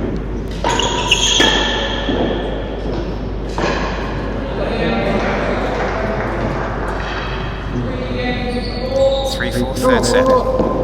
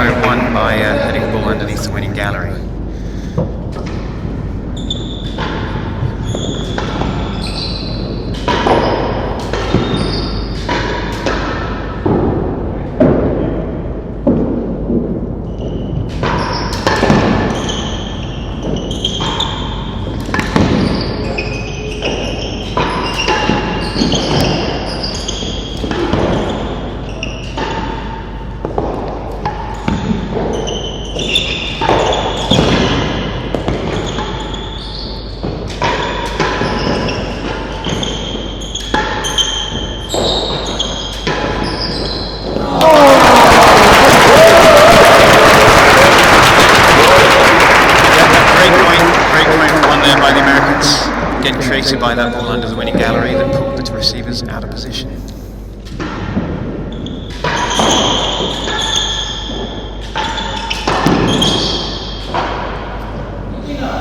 So the receivers were 4-2 up in the first set. They went to 4-all and the receivers won it. Let's see if the same thing can happen again.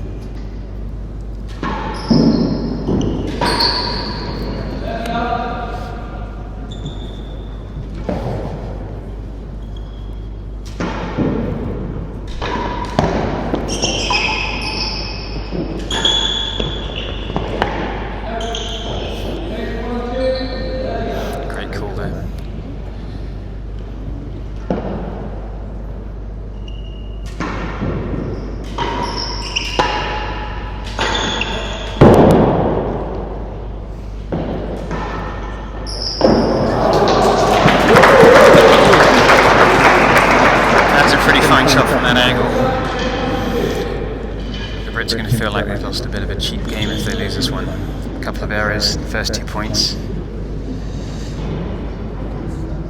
Couldn't do much about that last one though.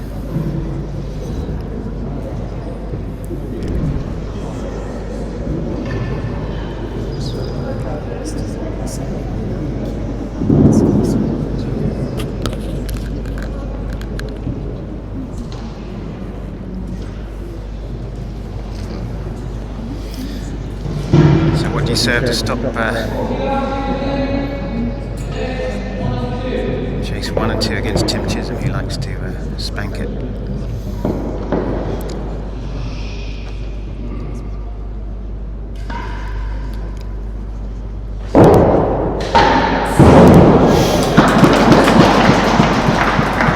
Something a little bit longer than that. Great shot there. 5-4 receivers.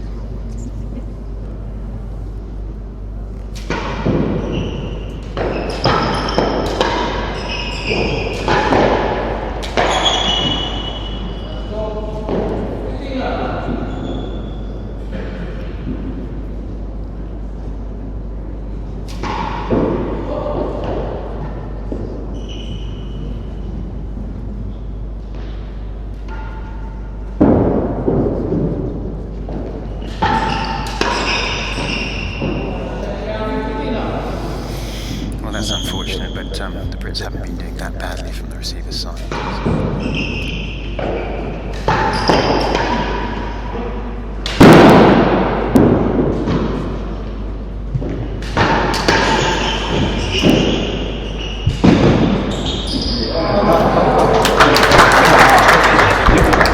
Some great forcing by Tim.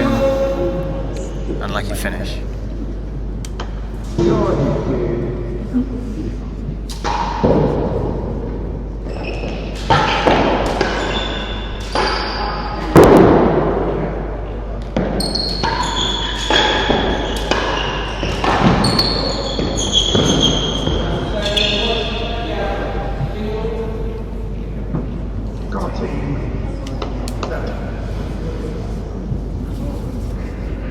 Yep, the Americans managed to refocus here.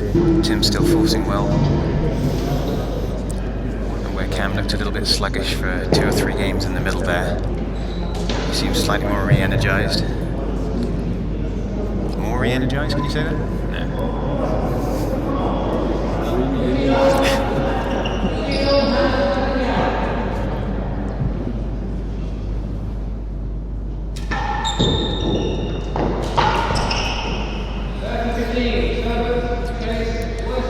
That looks like a mistake, but it was a good length serve.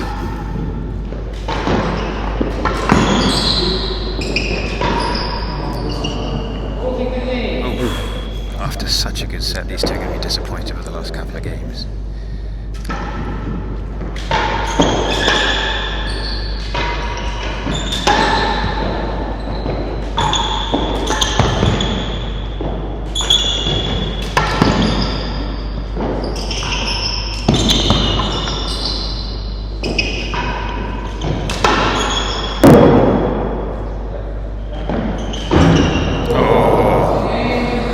And that's the third set, 2 sets to 1.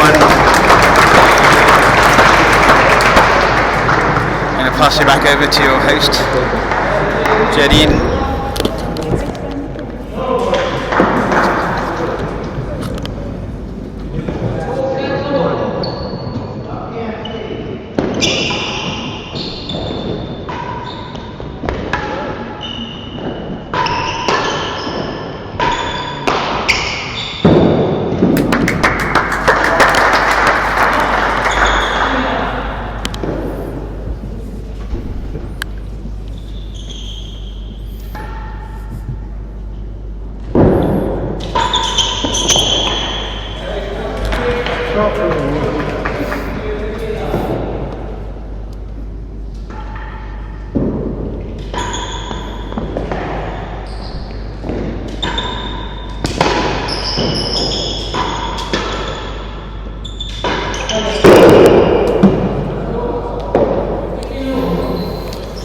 Now I feel a little bit like an opponent of Camden Riviere in the first round of an Open.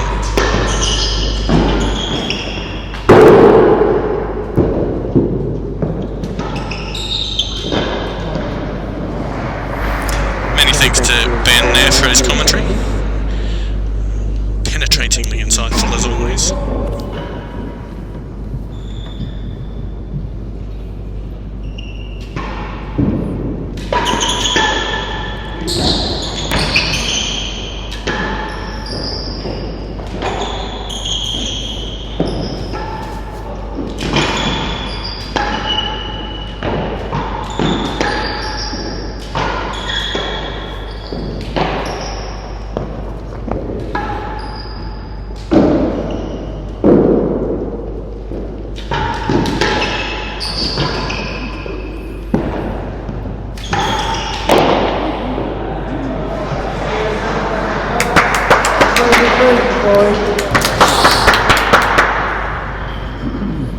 Able to laugh about that overhit now.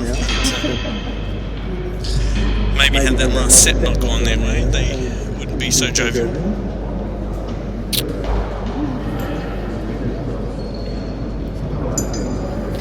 Now it'll be interesting to see the Brits' reaction here. They really kind of need to stick to doing the same thing.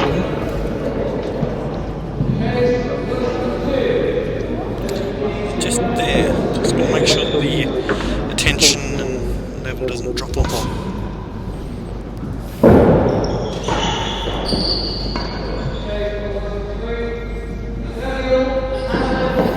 Red chase lost on the front there.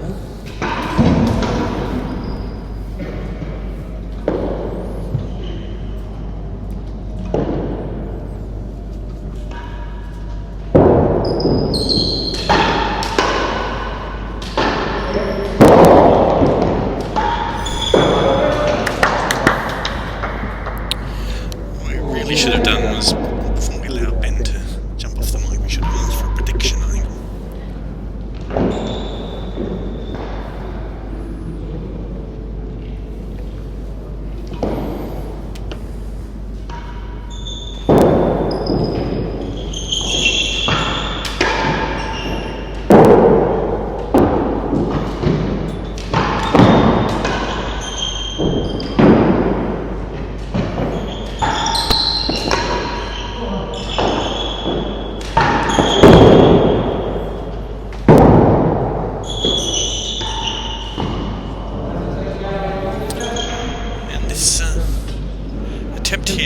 Chisholm seemingly to make an impact early in this full set is going to play into the Brits' hands if they can use it. A few overhits. Obviously that has a gallery hit there by Ricardo, himself being a little bit greedy going for the winning gallery, but who can blame him?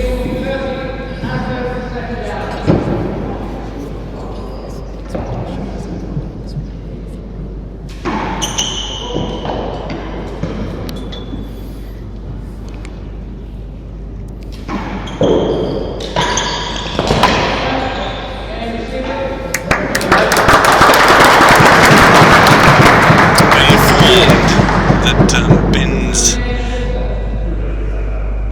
bet here was that the Americans are going to win in 3, so he's already wrong. I repeat, Ben Hamilton is wrong.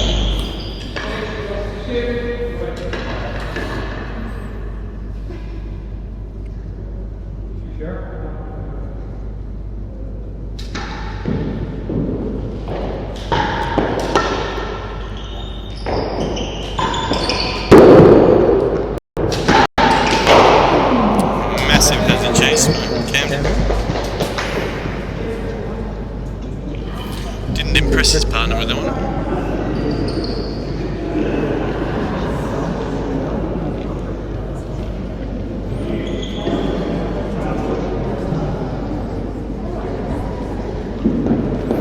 Now, Ricardo Smith is probably the biggest player on court by some 6 inches, but if you have a look at his footwork, he's no slouch.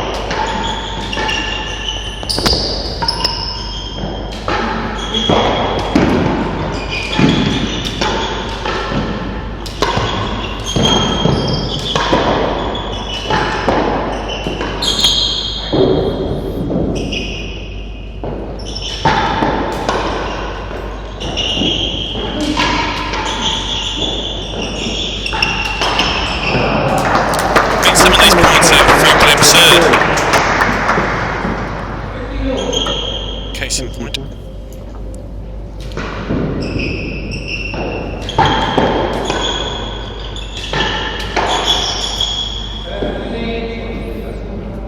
Maybe irritated Ricardo in a couple of areas.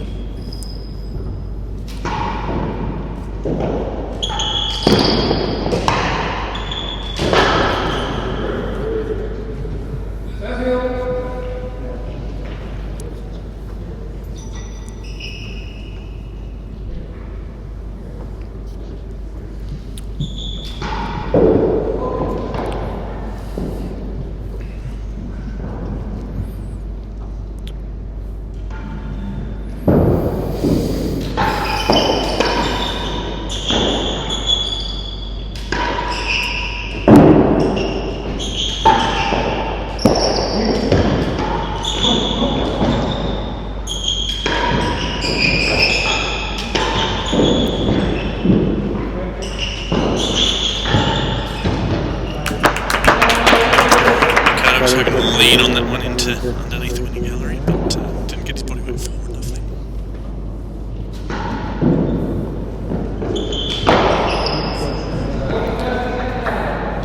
Surprisingly passive loss of the point there by Riviere.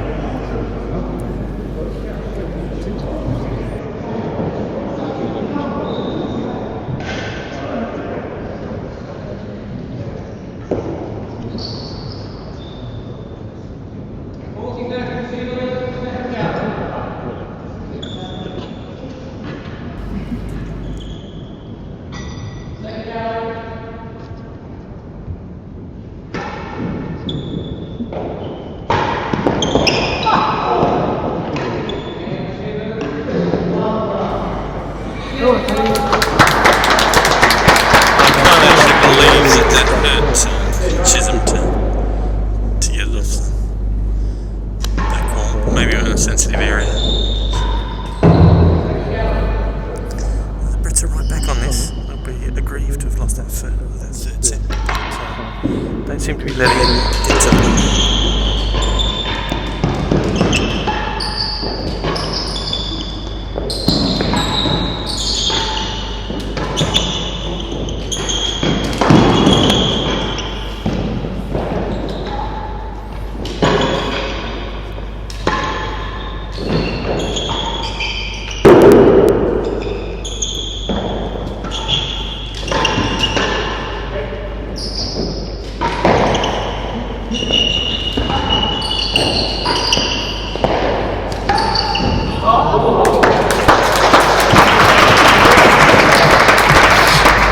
Riviere could have swung harder on that backhand off the back wall there. Didn't find the target he was looking for. Chased the wrong hole, as they call it.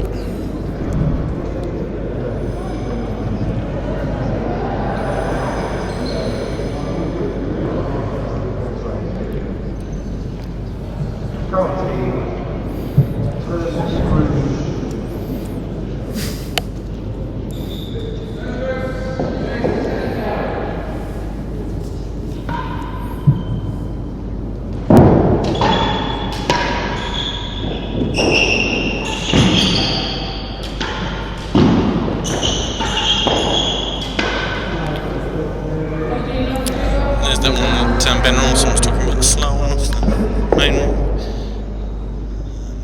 Bryn's really prefers that, coming on with a bit of pace.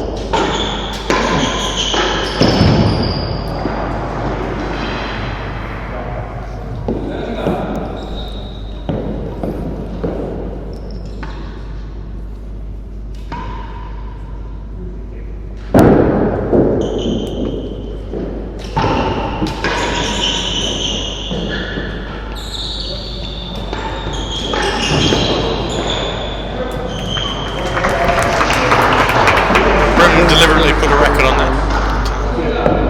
Amazing shot from Riviere. In the air, top spin, forehand.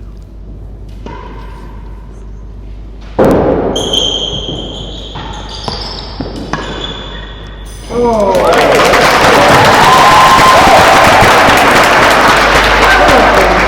very pro-English crowd, as you might imagine, exhorting their boys to get this to a 5th set and maybe more. It's tough when Chisholm's hitting them like that, though.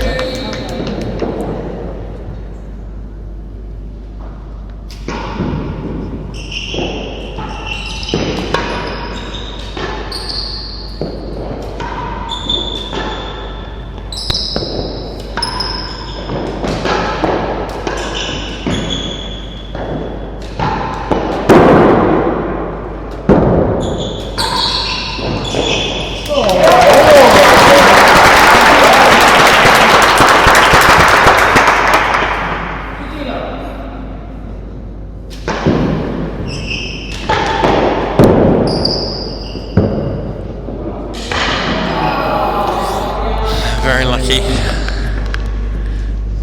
They hit the dead on bando top edge onto the penthouse with spin. So getting parallel to the back wall, I think Bryn could do about it.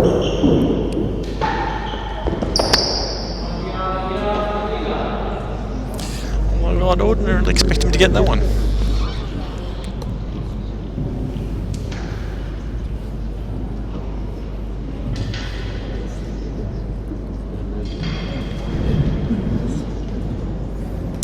Important moments in the match here. The Brits had the lead here and arguably should have won that last game as well.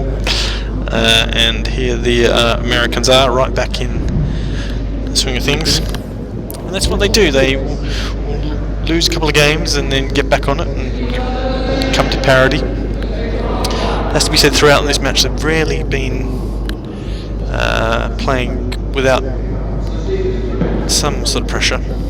But they're 2 sets to 1. You can't argue with that.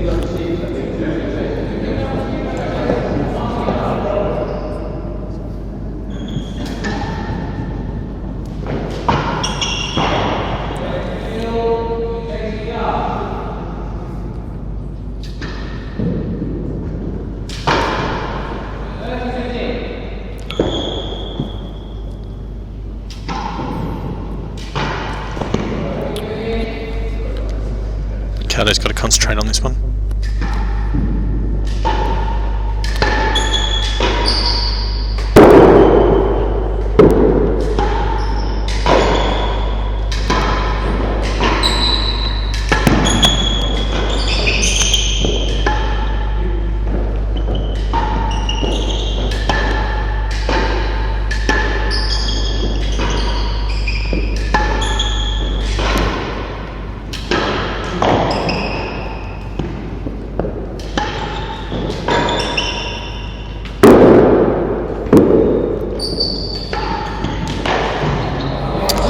Your eyes aren't deceiving you there. Chisholm is definitely hitting that ball considerably slower. I think he's recognised that hitting the ball hard is not going to win them points, and well, not the amount of points as they will win. Okay. Pressure. And that in actual fact, hitting the ball hard is really just feeding the Brits some pace to play with.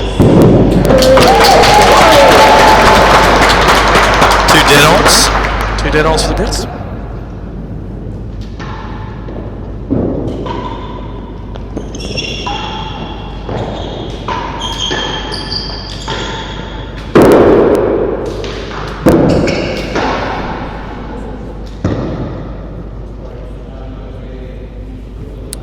There's a noise in the hazard galleries there, and it may have impacted that shot there. 40 love to the Brits.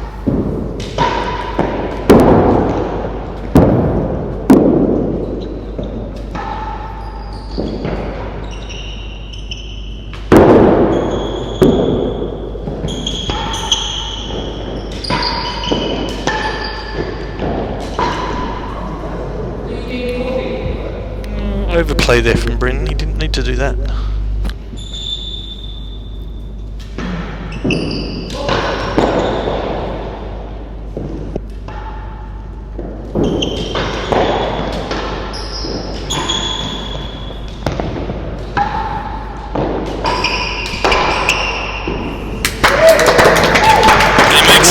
move quickly.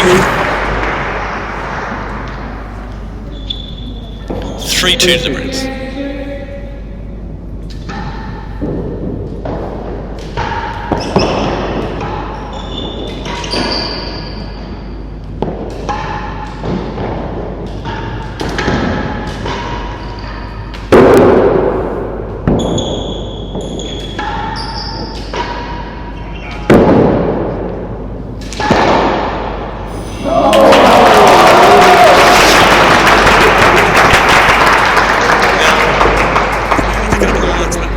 Camden told him to watch the balance, so he didn't deal with it. So all at it, and Main dead on. Main winning out in the ring, which is an impressive shot.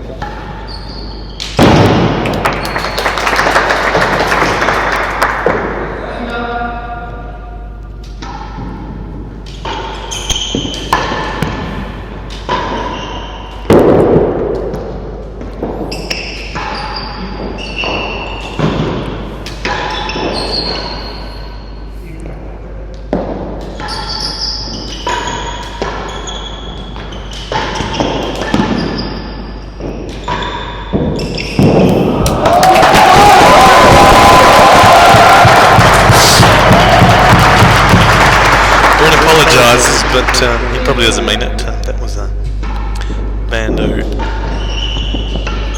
Bando winning. Bando dead on. I've forgotten what part of the court's what right now.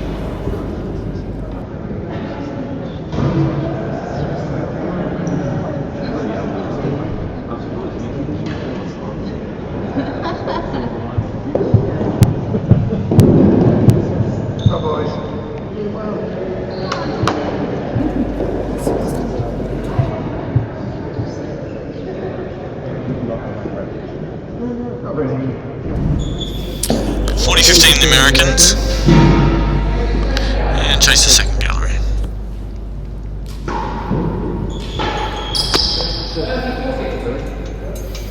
Get too many of those, Ricardo.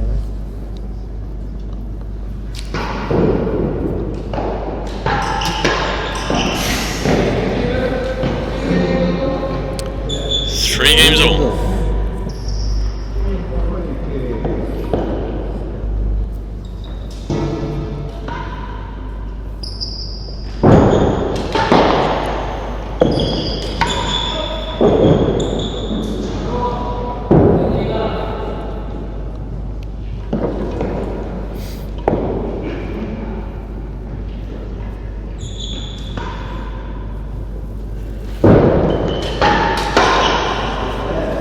Certainly the body language of the Americans right now seems to suggest that they believe they've broken the back of this match. There's a lot of work to do in this set though.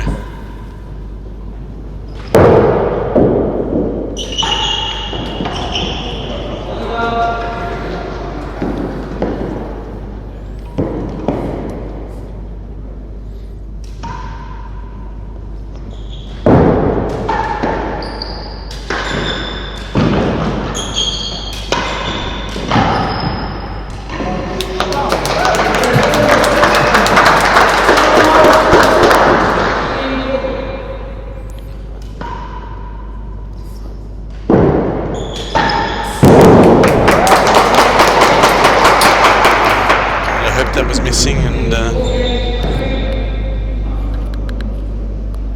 it wasn't.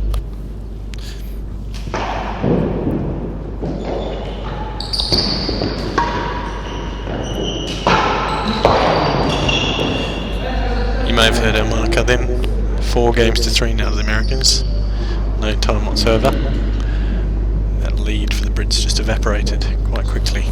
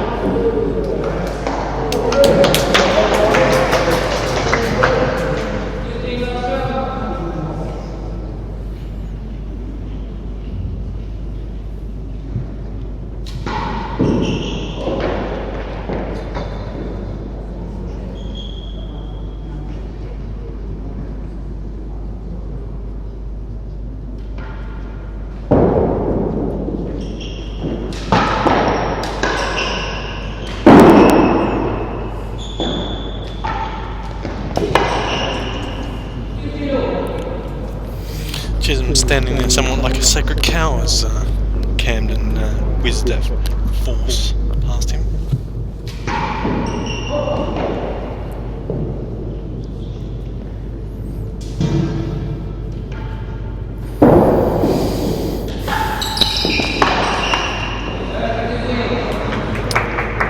There's been a palpable change here. The Brits aren't quite there right now, and it's a crucial moment in the match.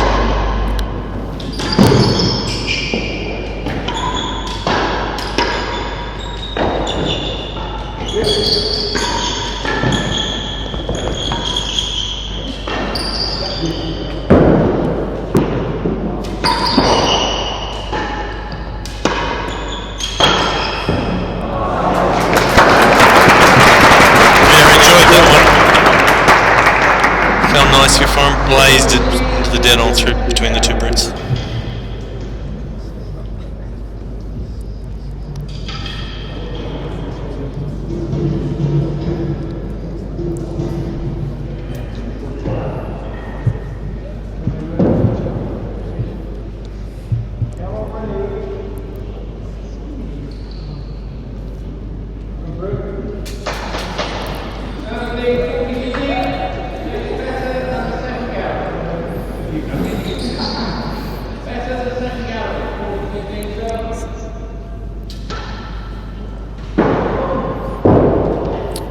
Ways out there, Zev.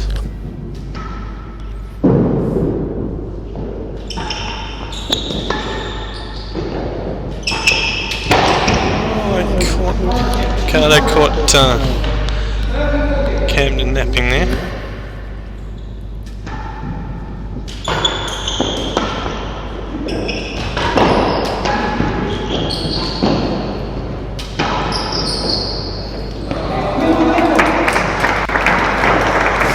So 5 games to 3 to the Americans with a 2-1 lead. This could be our last game.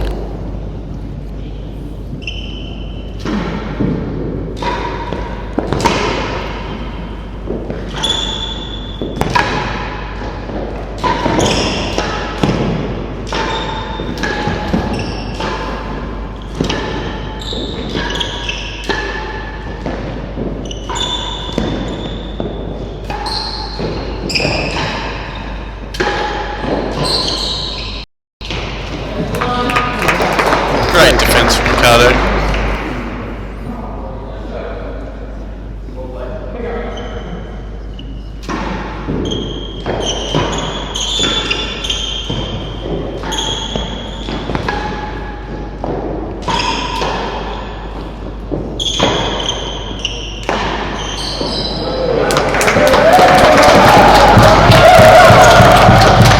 Crowd getting behind them. Sure, they're not ready to give up quite yet.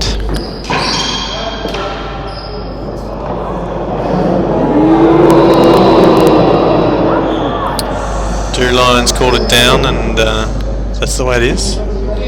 15-all.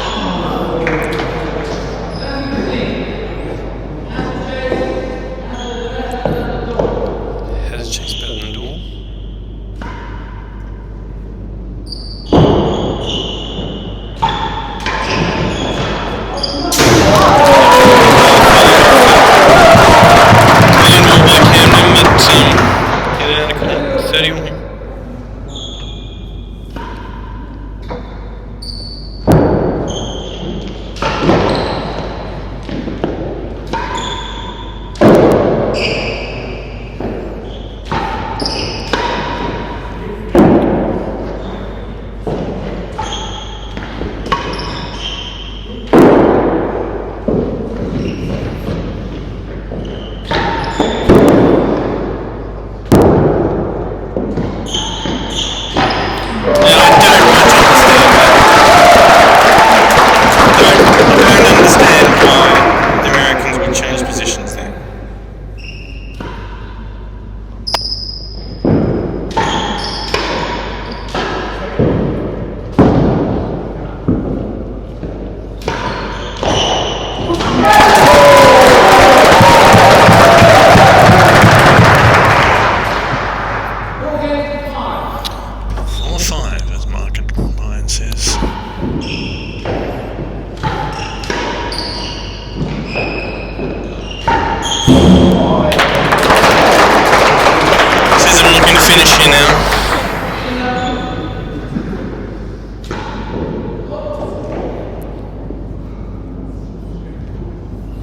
I think the Brits can get this to file.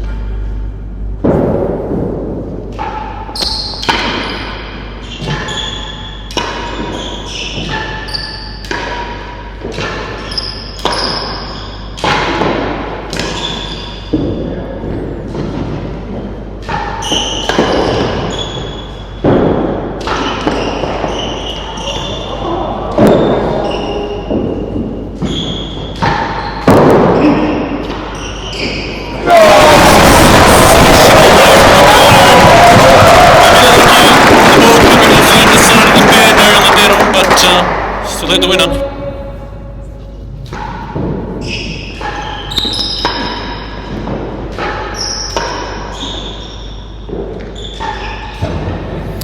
Some wisely chips from Door Gallery, 15 all.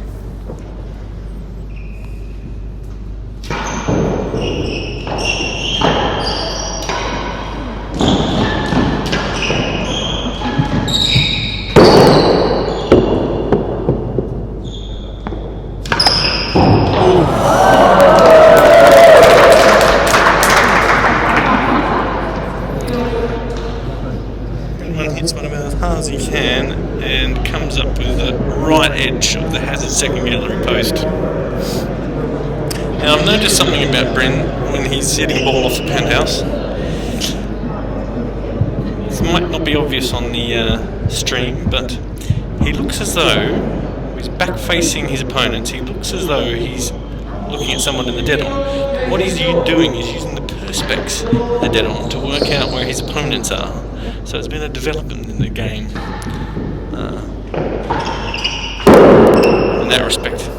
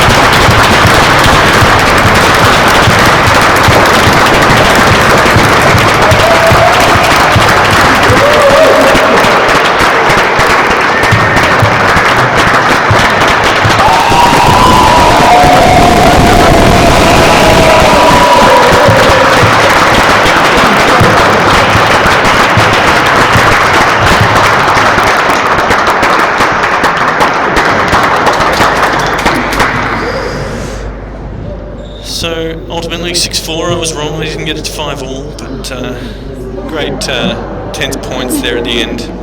Have to hand it to Bryn and Ricardo, they really made that final. Could have had 5 sets, arguably, leads in that 4th set and leads in that 3rd and 4th set, and couldn't quite convert. Apologies, I've lied again, haven't I? Well, they didn't have a lead in the 4th set, but they changed back again. They had a lead at 3-2, I'm pretty sure. So, but they won't feel bad about their campaign. You know, they beat the title holders, and they showed that even with limited amount of time that they spend together as a doubles pair, that they can do good things.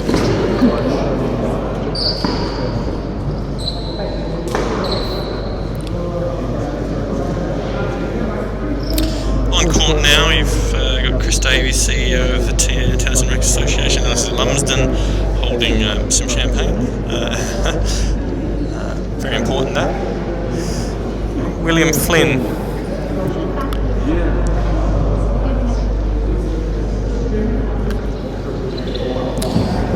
Young William Flynn, who's the National Under 15 champion, just to help bring some stuff onto court there.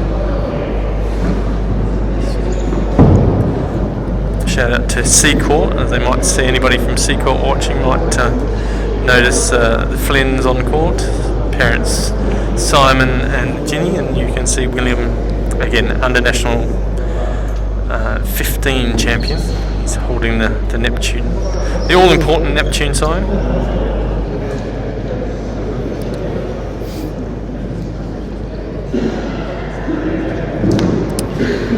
There's a plethora of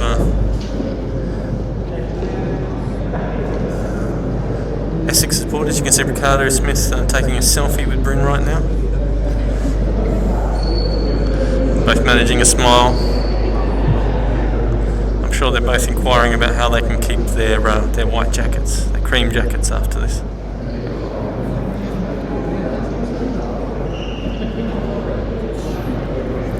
Yes, as I was saying, there's a plethora of Essex support on the service side of the net. I think we're in danger here of having the runners-up get a bigger cheer than the winners, but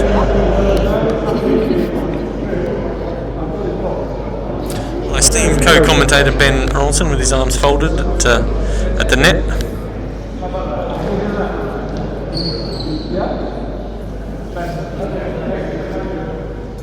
Good evening. I apologise for being slightly late for a ride, but I apologies.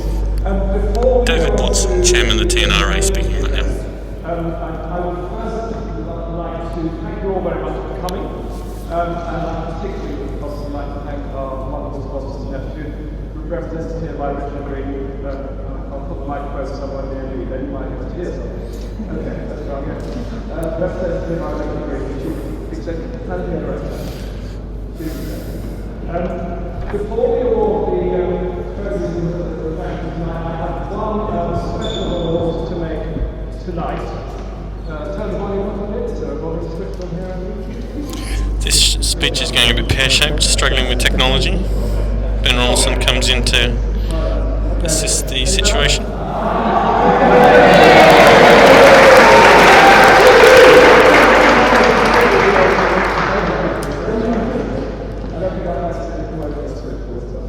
So I have the privilege of awarding, first of all, the Grace Award to the Young Tennis Player of the Year, which this year goes to inevitably and wonderfully from the Seacourt Club, William Flynn. He has won both the under 14 medal championship and also the under 18 hand. So David Watson correcting my mistake in representation of William Flynn for Junior of the Year. William Flynn winning Junior of the Year for the under 14 National Junior Championship.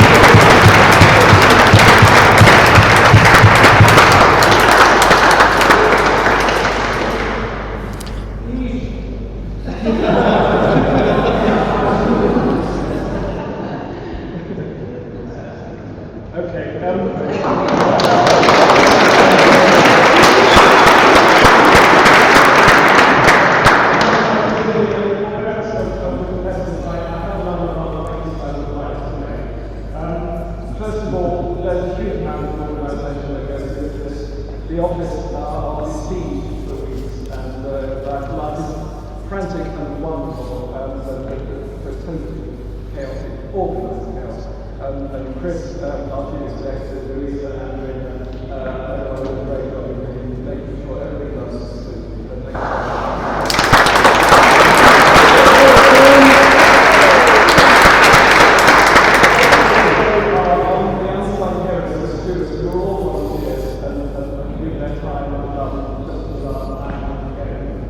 Thank you.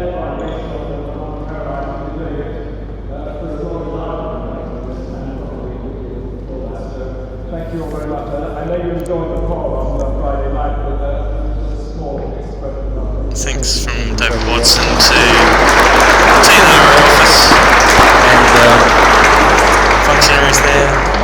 They do a great job to make the tournament happen. The streaming has been avidly watched by lots of people. It's typically been something between 100 and 150 people watching the streaming. And Freddie and the streaming team, thank you very much indeed.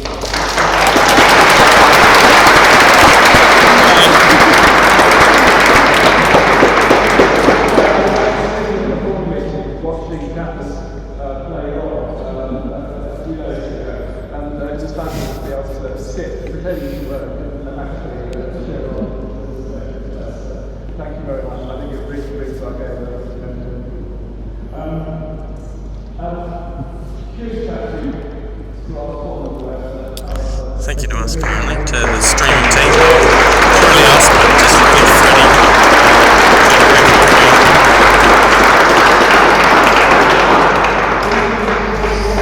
Thanks again to, I say that like it.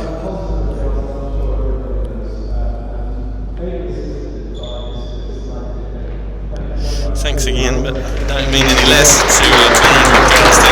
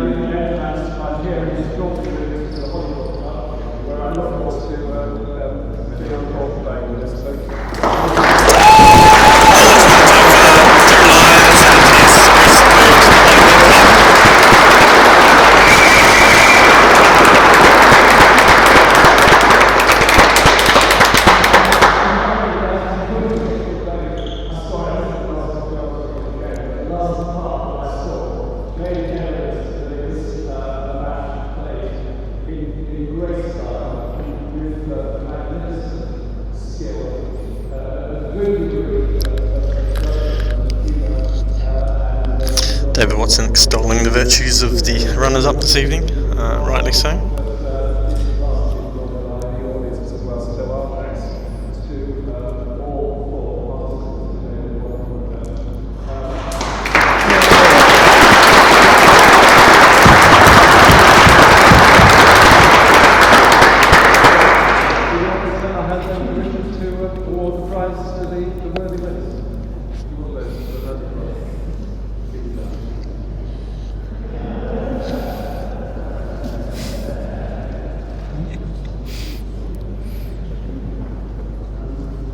Good evening, everyone. On behalf of Neptune, I'd like to endorse and echo what David said. I particularly want to thank King's Club for hosting this wonderful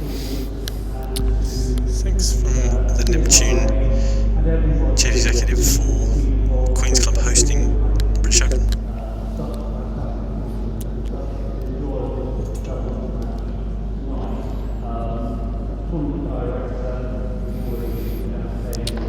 Also the tournament director and marketing staff.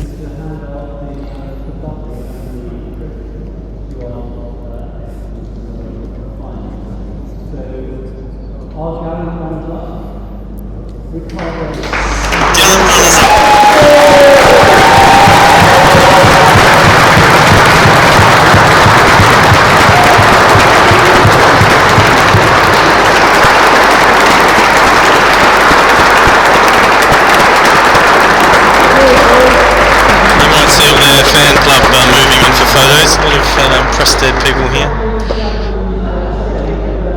Bryn played National League for Prested a while back.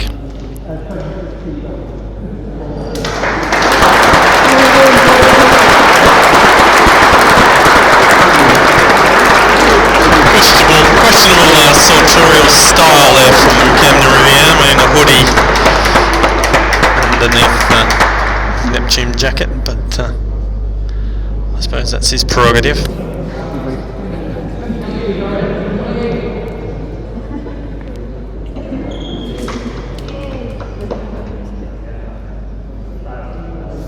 So Tim's going to say a few words.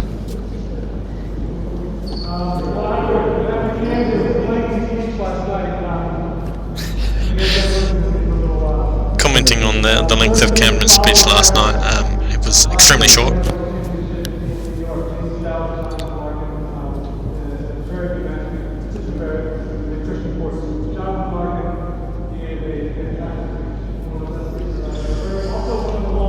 Speaking about a speech given by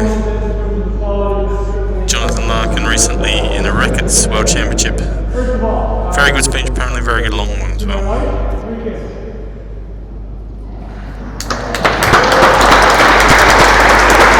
Cheers to the camera for the Chisholms.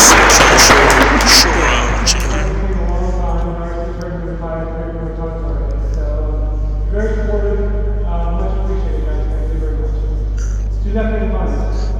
Fully Chisholm's thanks to his family, wife Darcy, 3 kids, and Tim now has managed to thank individually, absolutely particularly Neptune, obviously, but genuinely also.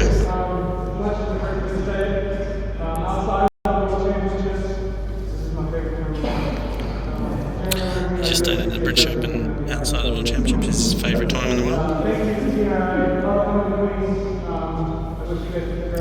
Thanks to the T&RA Queen's Club. Sorry, I didn't quite catch that last bit. Don't know what the mirth is about.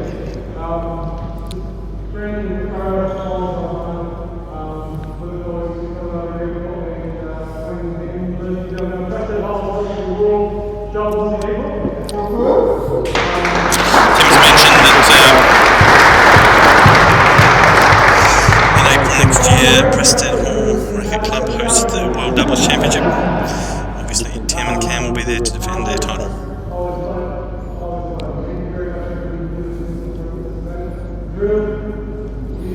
Thanks to tournament director Drew Lyons, best marker, slight jab.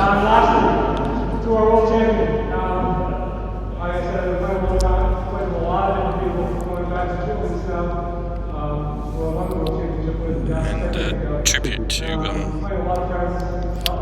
his partner Camden Riviere.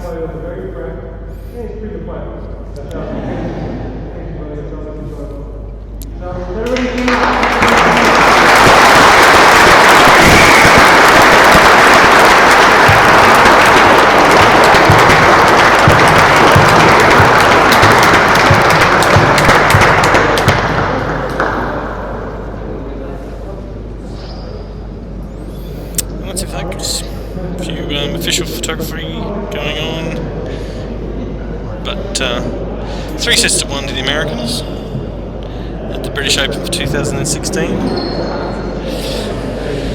Perhaps until that World Doubles Championship, it's me signing off. Again, many thanks to Freddie Adam for making this possible. She's got some hard and long hours to make it happen. Enough thanks there aren't for what she does. Look forward to seeing you or not seeing you on the stream soon enough. Bye all.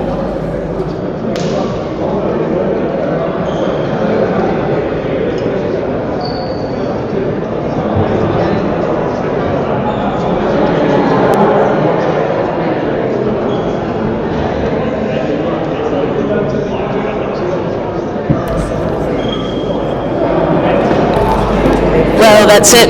That's it, everybody. After 9 days of tennis, I'm about to keel over. Thanks so much for watching tonight, and look forward to seeing you at the next event. Bye.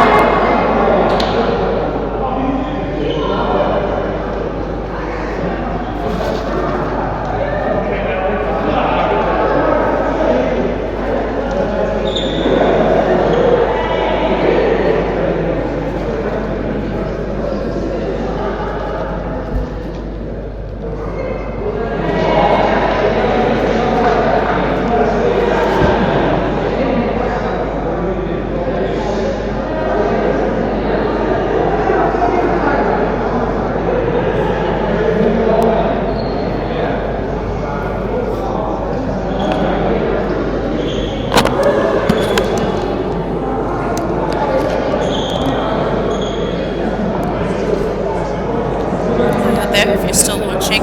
Just let you know that Middlesex University had a great crowd here tonight. They're just having their picture taken with Cam and Tim.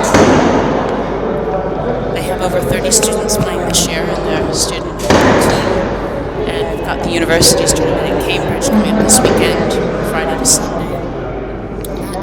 That's actually going to be web streamed by Paul Brown and Christy Barrett. If you go to the Cambridge University tennis YouTube site, they'll be streaming all weekend starting on Friday.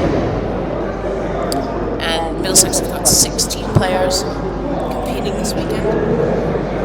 So congratulations to Middlesex and the club up there, Will Burns, Chris Bray, everybody involved. David's the whole chairman, well done, keeping the university section going, and it's just been great to have them here tonight.